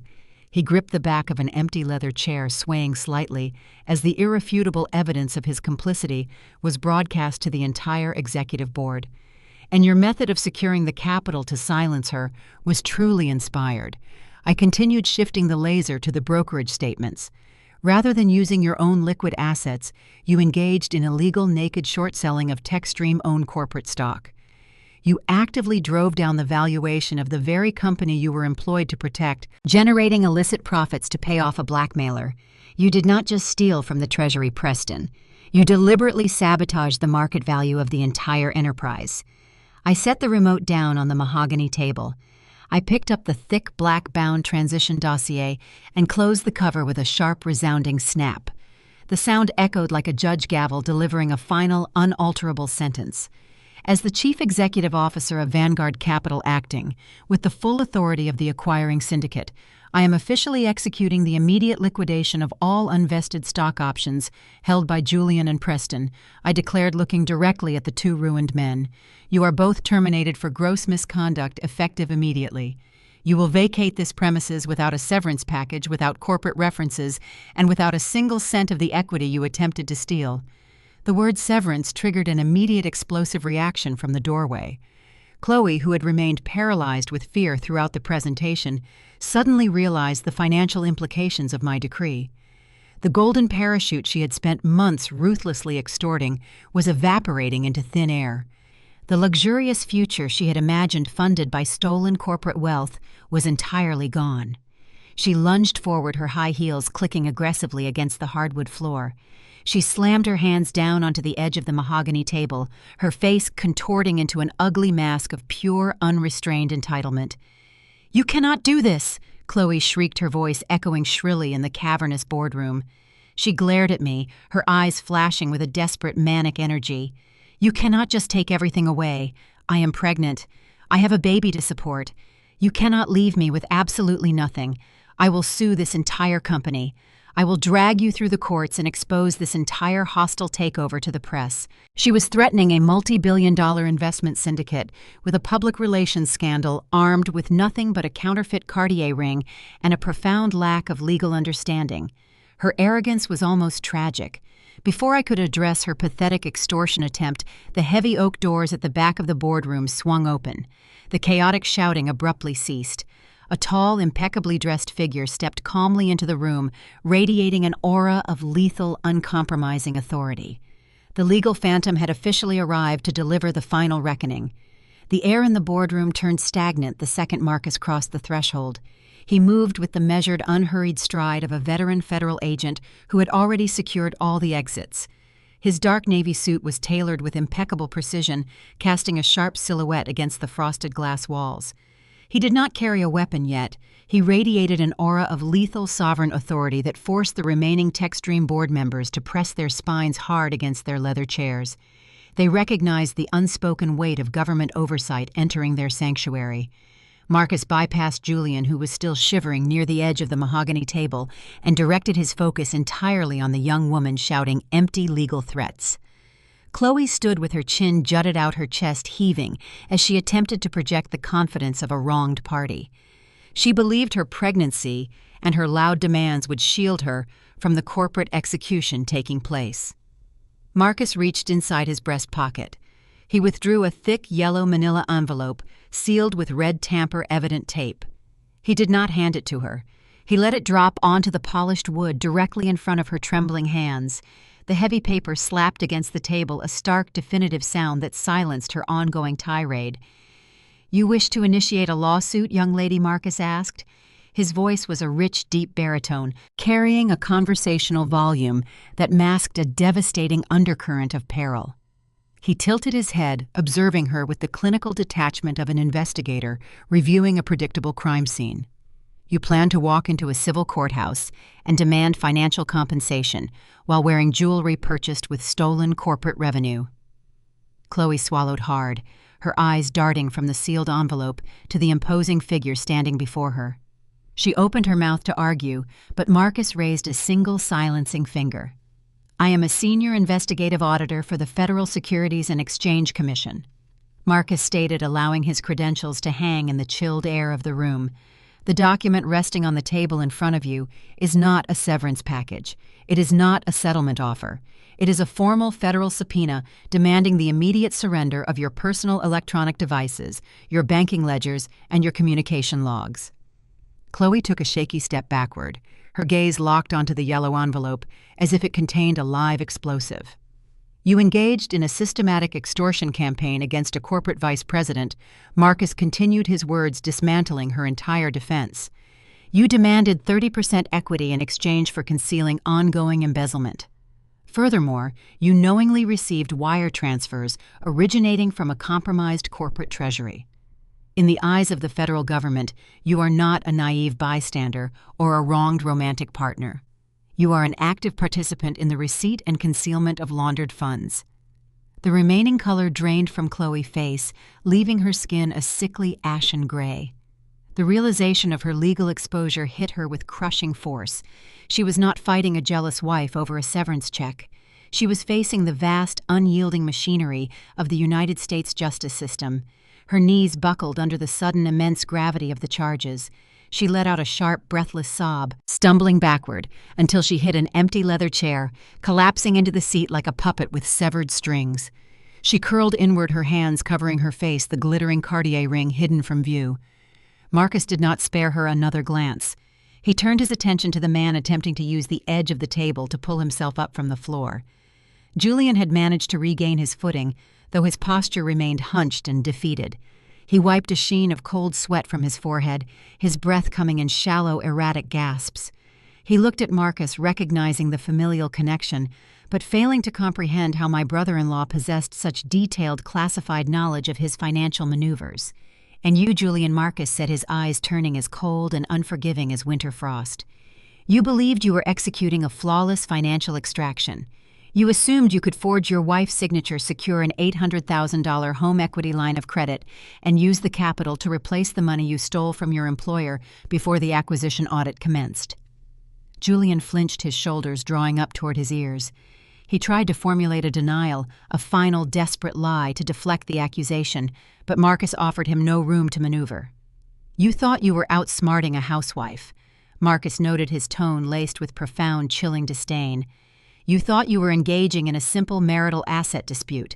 You failed to realize the primary residence you attempted to leverage was removed from Victoria's personal portfolio 3 years ago.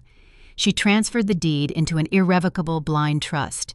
You did not forge a signature on a joint domestic asset. You forged a signature attempting to encumber a legally protected corporate entity." Julian's chest heaved. He gripped his tailored shirt, his fingers digging into the fabric just above his heart. The medical symptoms of an impending panic attack manifested clearly across his features, but the true danger was entirely legal. When you submitted that fabricated loan application to your lending institution, you utilized electronic communication lines to transmit falsified documents to a bank insured by the federal government, Marcus explained, laying out the exact parameters of the trap. You crossed the threshold defined under Title 18 of the United States Code. You are not looking at a contentious divorce settlement, Julian. You are looking at a textbook indictment for federal bank fraud. The board of directors sitting along the periphery of the room shifted uncomfortably, their eyes wide with horror, as they witnessed the methodical legal dissection of their former golden boy. They recognized the severe, uncompromising nature of the statutes Marcus was citing. Julian gasped for air, the sophisticated, polished executive persona entirely eradicated. The realization that he had handed the authorities the exact instrument needed to orchestrate his incarceration paralyzed him. He was facing a mandatory minimum sentence in a federal penitentiary, a brutal reality that offered no plea deals or quiet corporate resignations. The walls of the boardroom felt as though they were contracting, pressing the remaining oxygen from his lungs. He looked at me sitting silently at the head of the table. He searched my face for any lingering trace of the woman who used to brew his morning coffee, hoping to find a flicker of mercy or hesitation. He found only the sharp, calculating stare of an apex predator observing the final moments of its prey. The suffocating pressure of his imminent destruction pushed Julian past the brink of rational thought.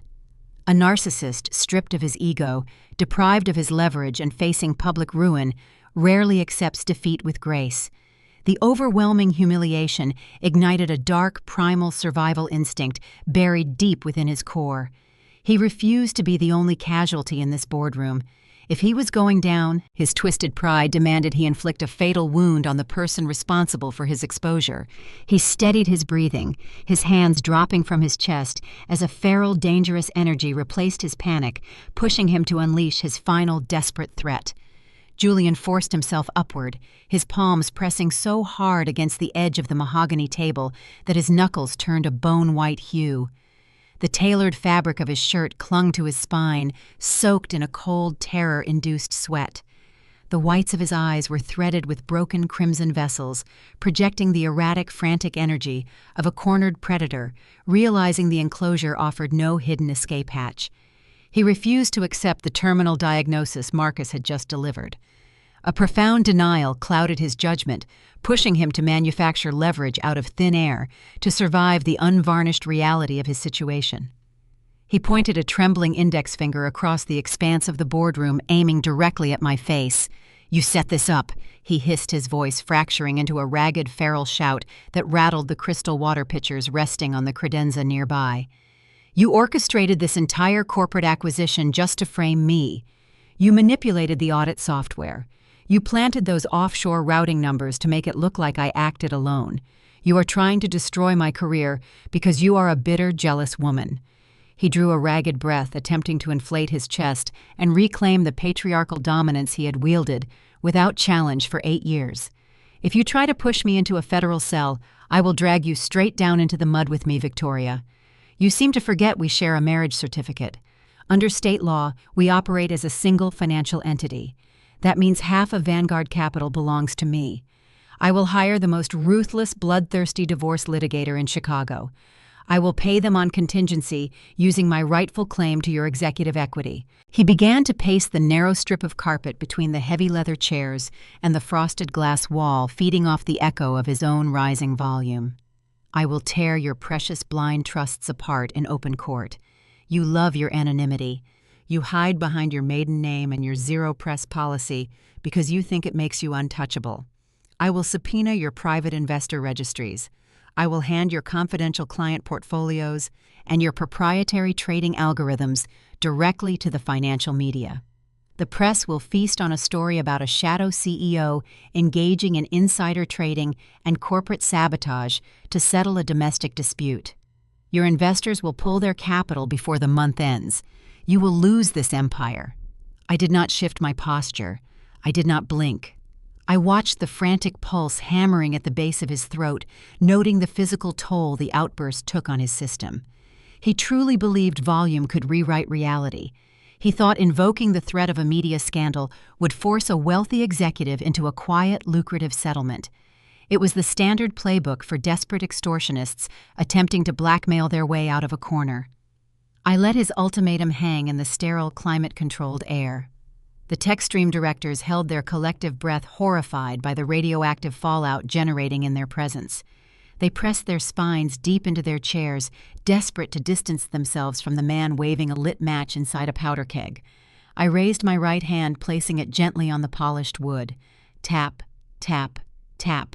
The rhythmic, hollow sound measured the dwindling seconds of his false confidence. "You plan to hire a cutthroat litigator," I observed, tilting my head with a measure of cold, clinical pity.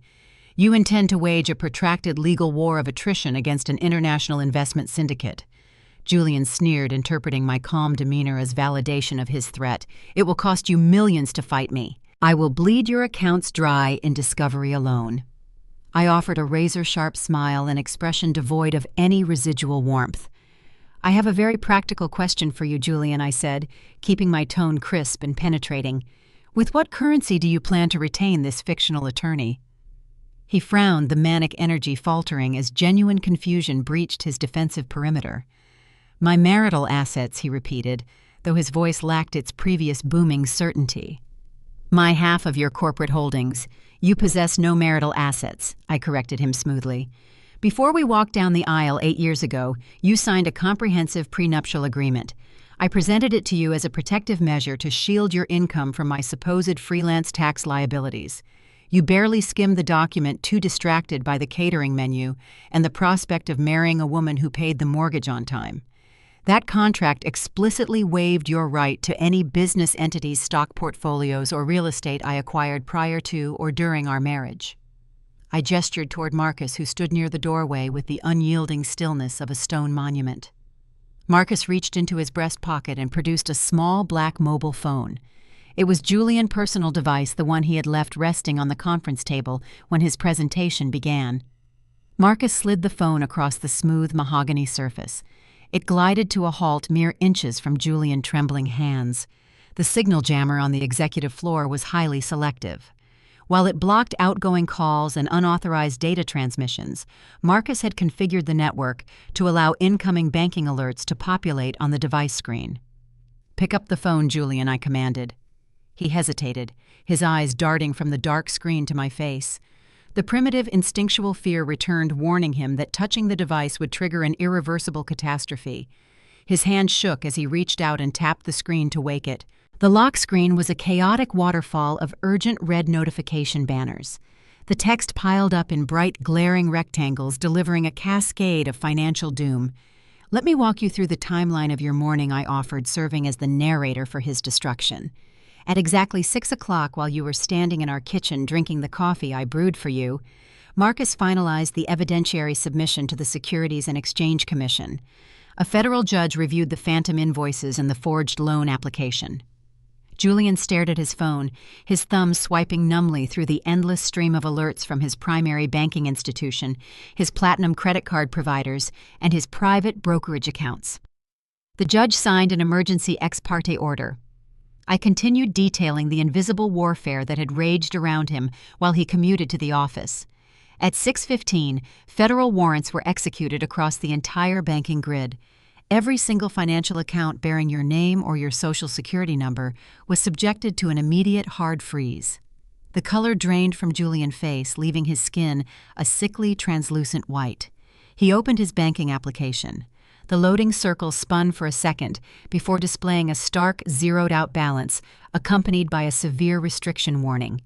"Your platinum credit cards are dead plastic," I stated, removing every pillar of his false prosperity.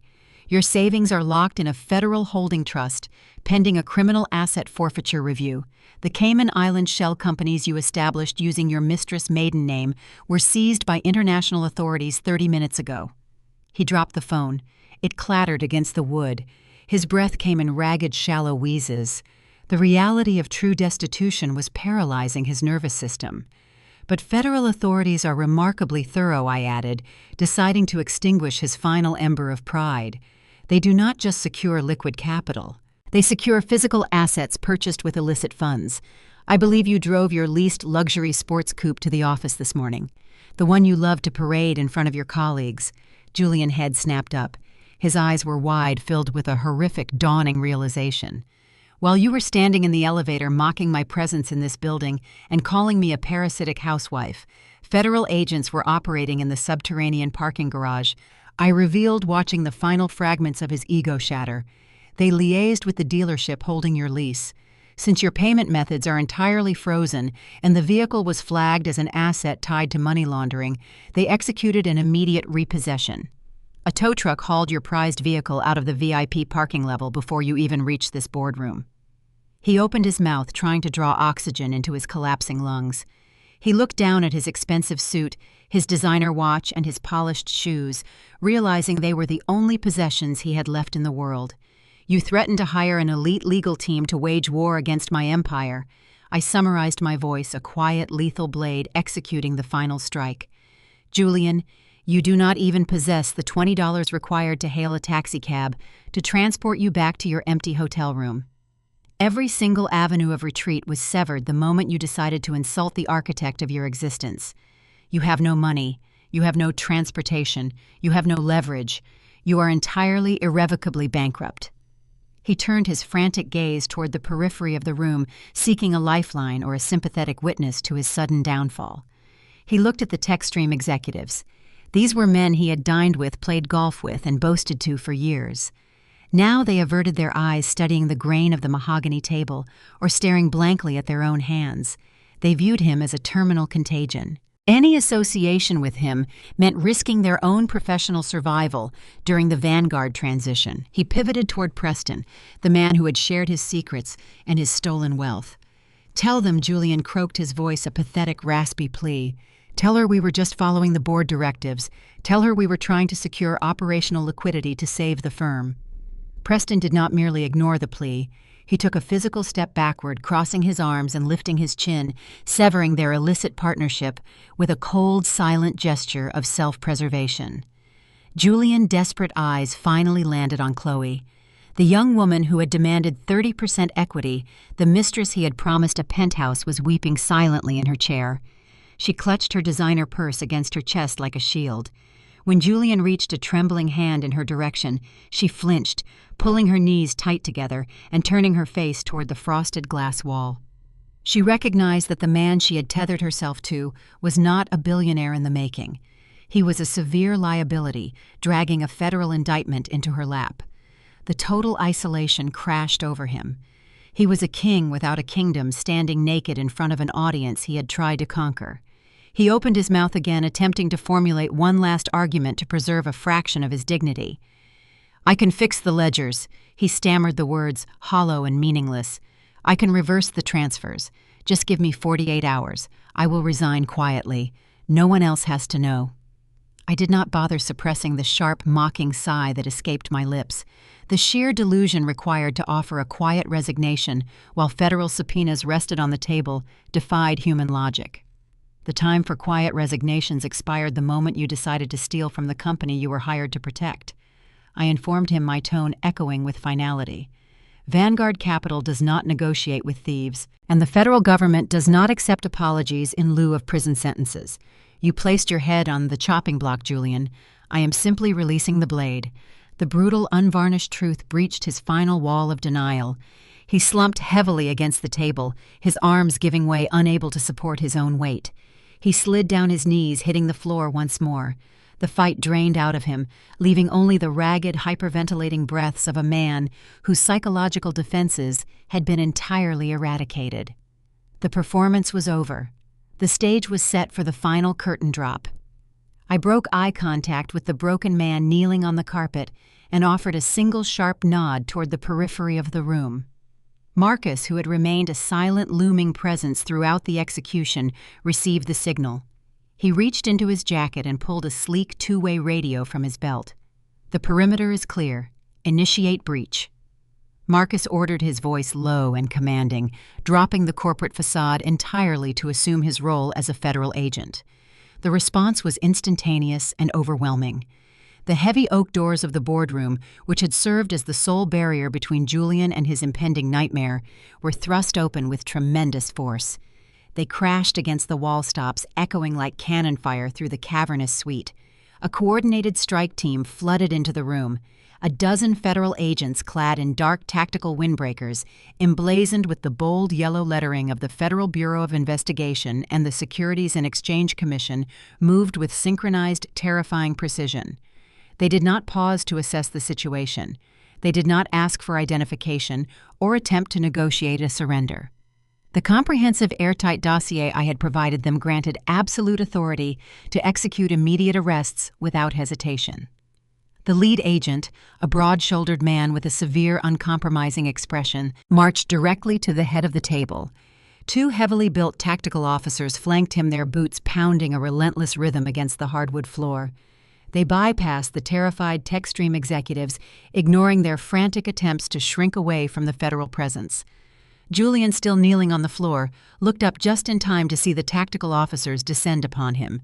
He let out a strangled, high-pitched scream, instinctively scrambling backward like a frightened crab, his polished shoes slipping uselessly on the expensive wool rug. "Get away from me!" Julian shrieked, his voice cracking into a hysterical wail. "This is a mistake. I am a senior director. You cannot do this." The officers did not dignify his protest with a response. They grabbed him by the arms, hauling his dead weight off the floor with effortless, brutal efficiency.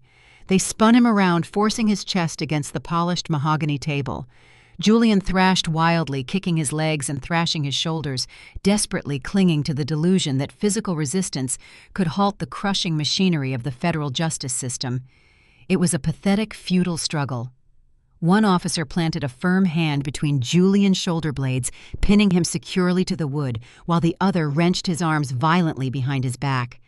The sharp metallic rasp of heavy steel handcuffs, ratcheting tightly around his wrists, echoed through the boardroom.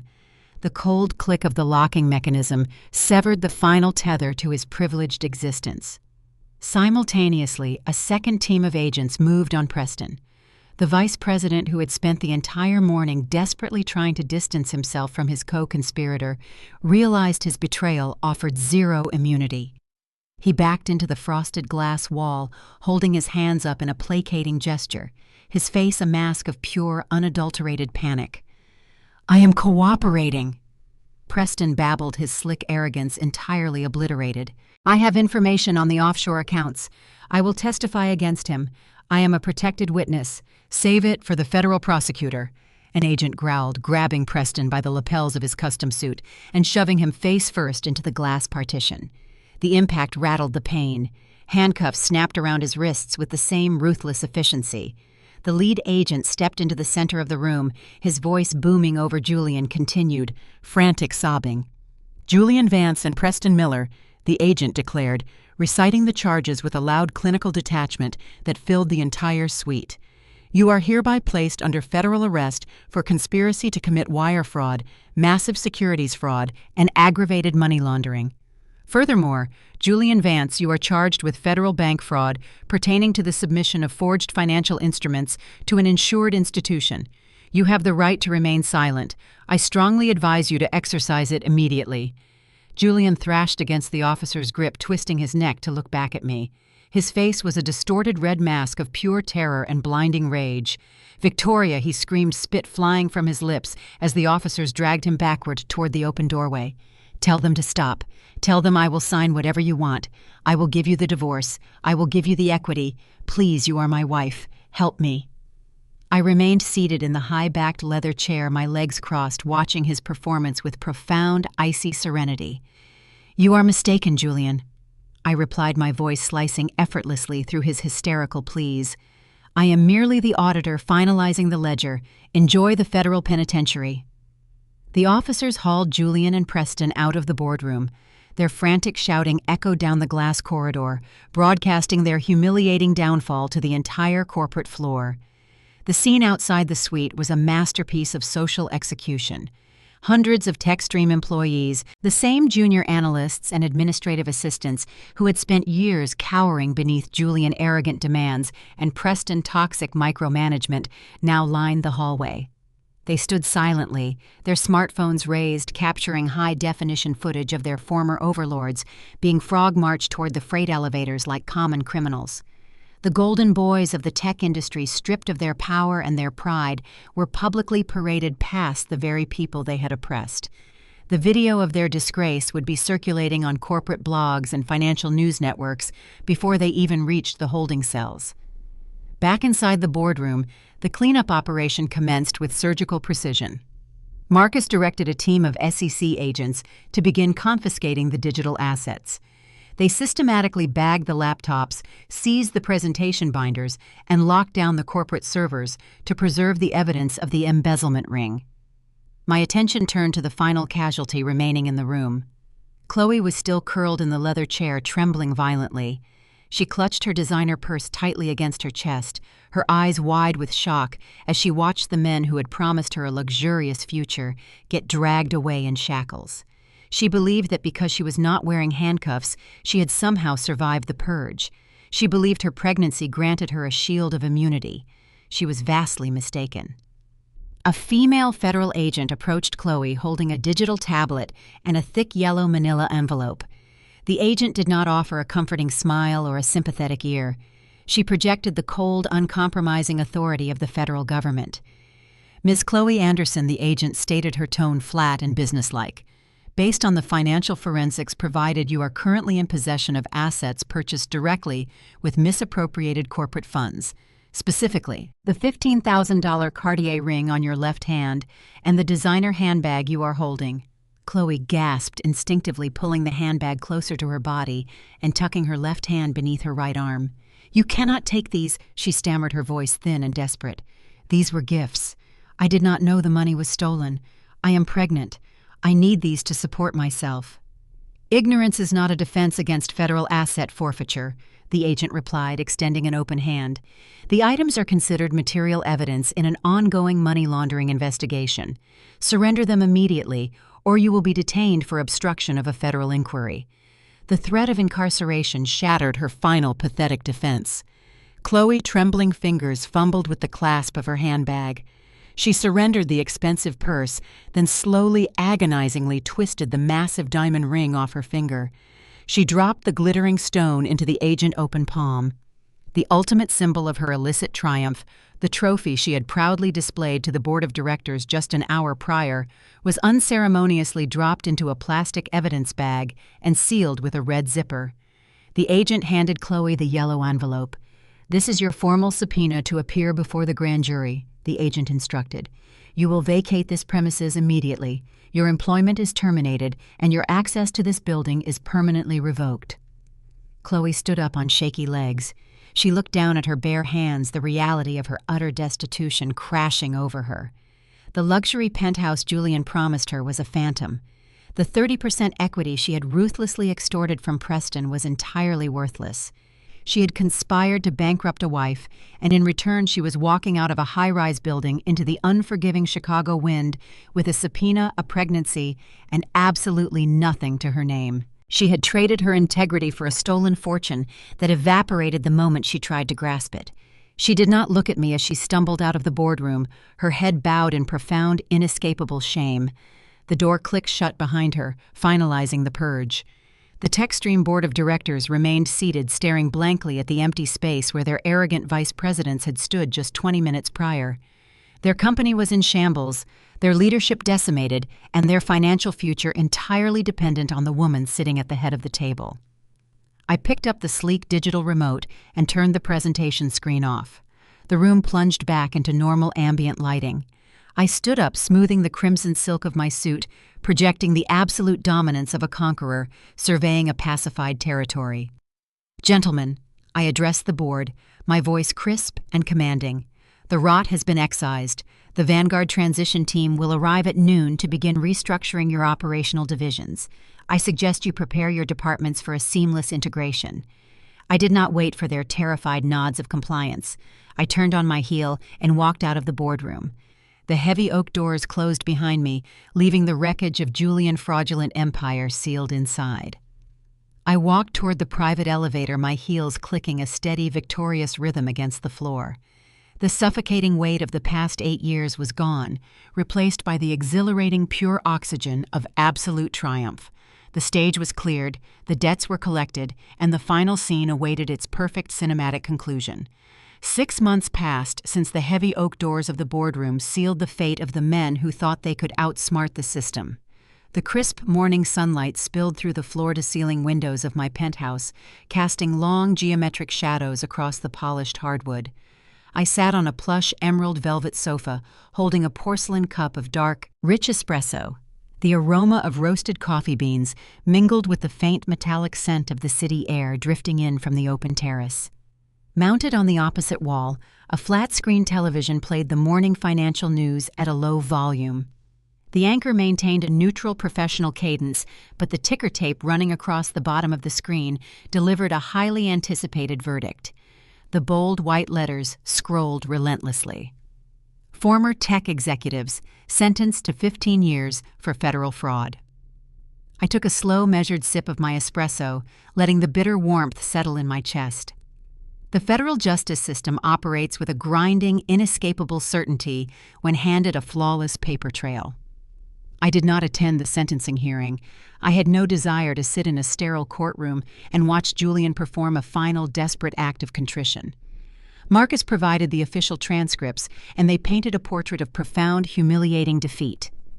Julian stood before a federal judge stripped of his tailored suits and his unearned swagger, wearing the standard-issued uniform of an inmate. He wept openly, offering pathetic excuses about extreme corporate pressure and momentary lapses in judgment. The presiding judge remained entirely unmoved, citing the premeditated forgery of banking documents and the systematic looting of corporate treasury accounts as grounds for the maximum allowable penalty. Julian received 15 years in a high-security federal penitentiary. He traded his illusion of a luxury lifestyle for a concrete cell, a steel bunk, and the inescapable reality of his own mediocrity. Preston fared no better. During the preliminary hearings, he attempted to salvage his own skin by offering to testify against Julian, hoping to secure a lenient plea agreement. He failed to comprehend that the Securities and Exchange Commission did not require his cooperation. The intercepted text, logs the short-selling data, and the offshore routing numbers provided a watertight indictment. The prosecutors rejected his plea, and the judge handed him an identical 15-year sentence. The two men who had conspired to betray their employer and tear each other apart for a larger share of the spoils were now locked in the same federal facility, left to dwell on the ruins of their greed. The collateral damage extended beyond the prison walls. Chloe vanished from the Chicago grid with a whimper rather than a bang. The morning following the boardroom purge, my property management division executed the eviction notice on the luxury apartment she occupied.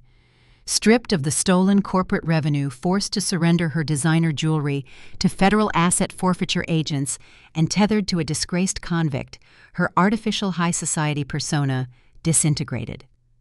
She packed whatever meager belongings she legally owned into a small suitcase and disappeared into obscurity, carrying a child and the heavy burden of a spectacular miscalculation.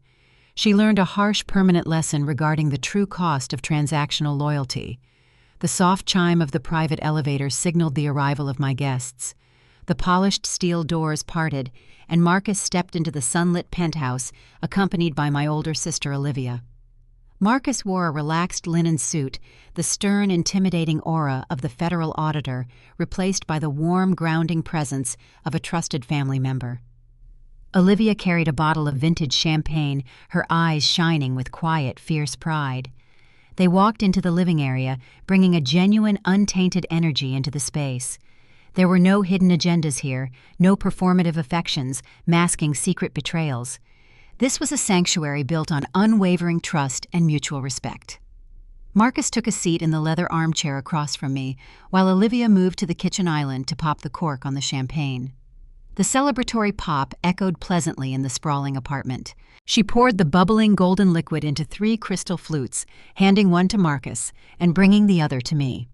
I set my espresso aside and took the chilled glass. "The integration is officially complete," Marcus announced, raising his flute in a subtle toast. "The transition team finalized the absorption of the TechStream assets this morning. We purged the compromised executives, restructured the operational hierarchy, and stabilized their proprietary software." I looked at the market analysis glowing on my tablet, resting on the coffee table. The hostile takeover born from a domestic betrayal had yielded an extraordinary corporate victory. By excising the rot, Julian and Preston had introduced Vanguard Capital, optimized the struggling tech firm in record time. The strategic acquisition added a staggering $400 million to our overall corporate valuation. To the balancing of the ledger, I proposed lifting my glass to meet theirs.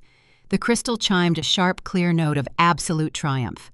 We drank in silence, savoring the distinct flavor of justice executed with surgical precision. The poison had been drawn out, the infection neutralized, and the empire remained stronger than ever. I rested my head against the velvet cushions, looking out over the sprawling, relentless machinery of the city. My thoughts drifted back to the opulent hotel ballroom months ago. I remembered the scent of cheap cologne, the clinking of glasses, and the arrogant sneer on Preston's face. I remembered Julian standing beside him, chuckling as his colleague dismissed me as a mere domestic accessory. "Oh, you are just a housewife, then." The phrase echoed in my memory, no longer an insult, but a testament to the fatal blindness of arrogant men. Society engineers a very specific, highly flawed narrative regarding women who choose quiet lives. It conditions individuals driven by ego to equate volume with power and visibility with influence. They look at a woman who does not boast, who does not demand the spotlight, and they instinctively label her as weak, subservient, or ignorant. They use terms like housewife or bookkeeper as pejoratives, attempting to confine women within neat, manageable boxes that pose no threat to their fragile dominance. They assume a lack of corporate armor signifies a lack of a spine. This prejudiced assumption is their greatest, most ruinous vulnerability. When you strip away the noise of a narcissist, you find a predictable pattern of behavior. Julian believed his deceit was a masterpiece because he never bothered to analyze the woman observing him from the shadows. He thought my silence was the byproduct of a slow mind. He failed to realize that silence is the optimal environment for calculation. The quietest person in the room is rarely the most ignorant. The quietest person is the one mapping the exits, identifying the structural liabilities, and charting the exact trajectory required to bring the entire architecture crashing down. While Julian was busy performing for an audience of strangers and funneling stolen cash to appease his own insecurities, I was reading the fine print. I was tracing the routing numbers. I was designing an inescapable, airtight enclosure. Do not ever mistake a calm demeanor for submission. Do not confuse the absence of tears with the absence of a reaction. Emotional outbursts, screaming matches, and shattered dishes provide an enemy with leverage. It gives them a narrative to weaponize, allowing them to label you as hysterical or unstable. It hands them the power to control the aftermath. But when a woman responds to ultimate betrayal with a serene smile, the game shifts. Sometimes she is not crying because the grief has already been replaced by a cold operational mandate. She is simply doing the math. She is balancing the equation. She is aligning the legal and financial variables necessary to strip the enemy of their resources, their freedom, and their entire existence. I built an empire operating in the negative space. I utilized their condescension as a camouflage, allowing them to dig their own graves with unhindered enthusiasm. The moment Preston walked past the executive suite and saw the brass nameplate bolted to the frosted glass, the illusion shattered, but the trap had already severed his retreat. They handed me the shovel, and I buried them under the weight of their own monumental hubris. The glass of champagne in my hand caught the morning light, casting a prism of colors across the mahogany table. The debt was collected. The books were closed. The ghost had stepped out of the shadows, delivered the verdict, and returned to the quiet peace of an unburdened life. Have you ever faced someone who drastically underestimated your intelligence based on a superficial label? Have you ever used hard, undeniable facts to dismantle a liar narrative and secure your own justice? The world is full of individuals who believe their arrogance shields them from consequence. Tell me your story in the comments below. Share the exact moment you watched a toxic ego walk blindly into a trap of their own making. Do not forget to hit the subscribe button to join our community and stay tuned for more stories of absolute uncompromising justice. Never let anyone dictate your worth, and always remember the most lethal response to disrespect is an airtight strategy. Looking down at the bustling streets of Chicago from the quiet sanctuary of my penthouse, I feel a profound stillness. The morning fog lifting off Lake Michigan mirrors the sharp clarity I possess today. The turmoil Julian and Preston tried to inject into my existence dissolved the moment the federal penitentiary gates locked behind them. They assumed they were the undisputed architects of my downfall. Instead, they served as the unwitting contractors of their own concrete cages. Enduring a betrayal from the person sharing your home requires more than mere resilience. It demands a fundamental, unyielding shift in how you navigate the world. Surveying the ashes of their hubris, 3 undeniable truths emerge from the wreckage. First, never correct an adversary who is actively underestimating your intellect. When Preston branded me a mere housewife and Julian chuckled in agreement, a fragile ego would have demanded immediate respect and listed corporate credentials. Demanding respect only surrenders your tactical advantage. By embracing their prejudiced assumptions, I achieved perfect invisibility. I allowed their towering egos to blind them to the digital snare tightening around their throats. Let them assume you are naive. Let them think you are docile. A hunter camouflaged by the enemy's own ignorance strikes with flawless precision. Second emotional reaction is a severe liability during a tactical crisis. Deception is often engineered to provoke a chaotic response. Julian expected me to weep, to hurl accusations, and to initiate a predictable, messy divorce proceeding. Had I yielded to heartbreak or fury, he would have gained the crucial hours needed to scrub his shadow servers and shift his stolen capital offshore. Clinical icy detachment serves as the ultimate armor. When you substitute tears for forensic data and legal subpoenas, you starve the betrayer of the dramatic theater they crave. You elevate the conflict from a petty domestic argument to a methodical prosecution. Third, financial autonomy is your most impenetrable shield. Vows and promises hold sentimental value, but they do not insulate your credit history or defend the deed to your home. I thwarted Julian's attempt to leverage my property because I had legally fortified my assets within an irrevocable blind trust long before his corruption surfaced. Always maintain sovereignty over your own capital. Scrutinize the fine print, govern your personal ledgers, and never tether your survival to the moral compass of another individual. When you possess the keys to your own empire, no one possesses the leverage to threaten your stability. The glass boardroom is pristine, the corporate ledgers are balanced, and the quiet woman they tried to discard now owns the skyline. If you have ever weaponized silence to outsmart a toxic manipulator or transformed a profound betrayal into your ultimate triumph, tell me your story in the comments. Hit the like button, share this with anyone who needs a reminder of their own inherent power, and subscribe to Rabbit Revenge for more tales of swift, undeniable justice. Keep your boundaries ruthless and never let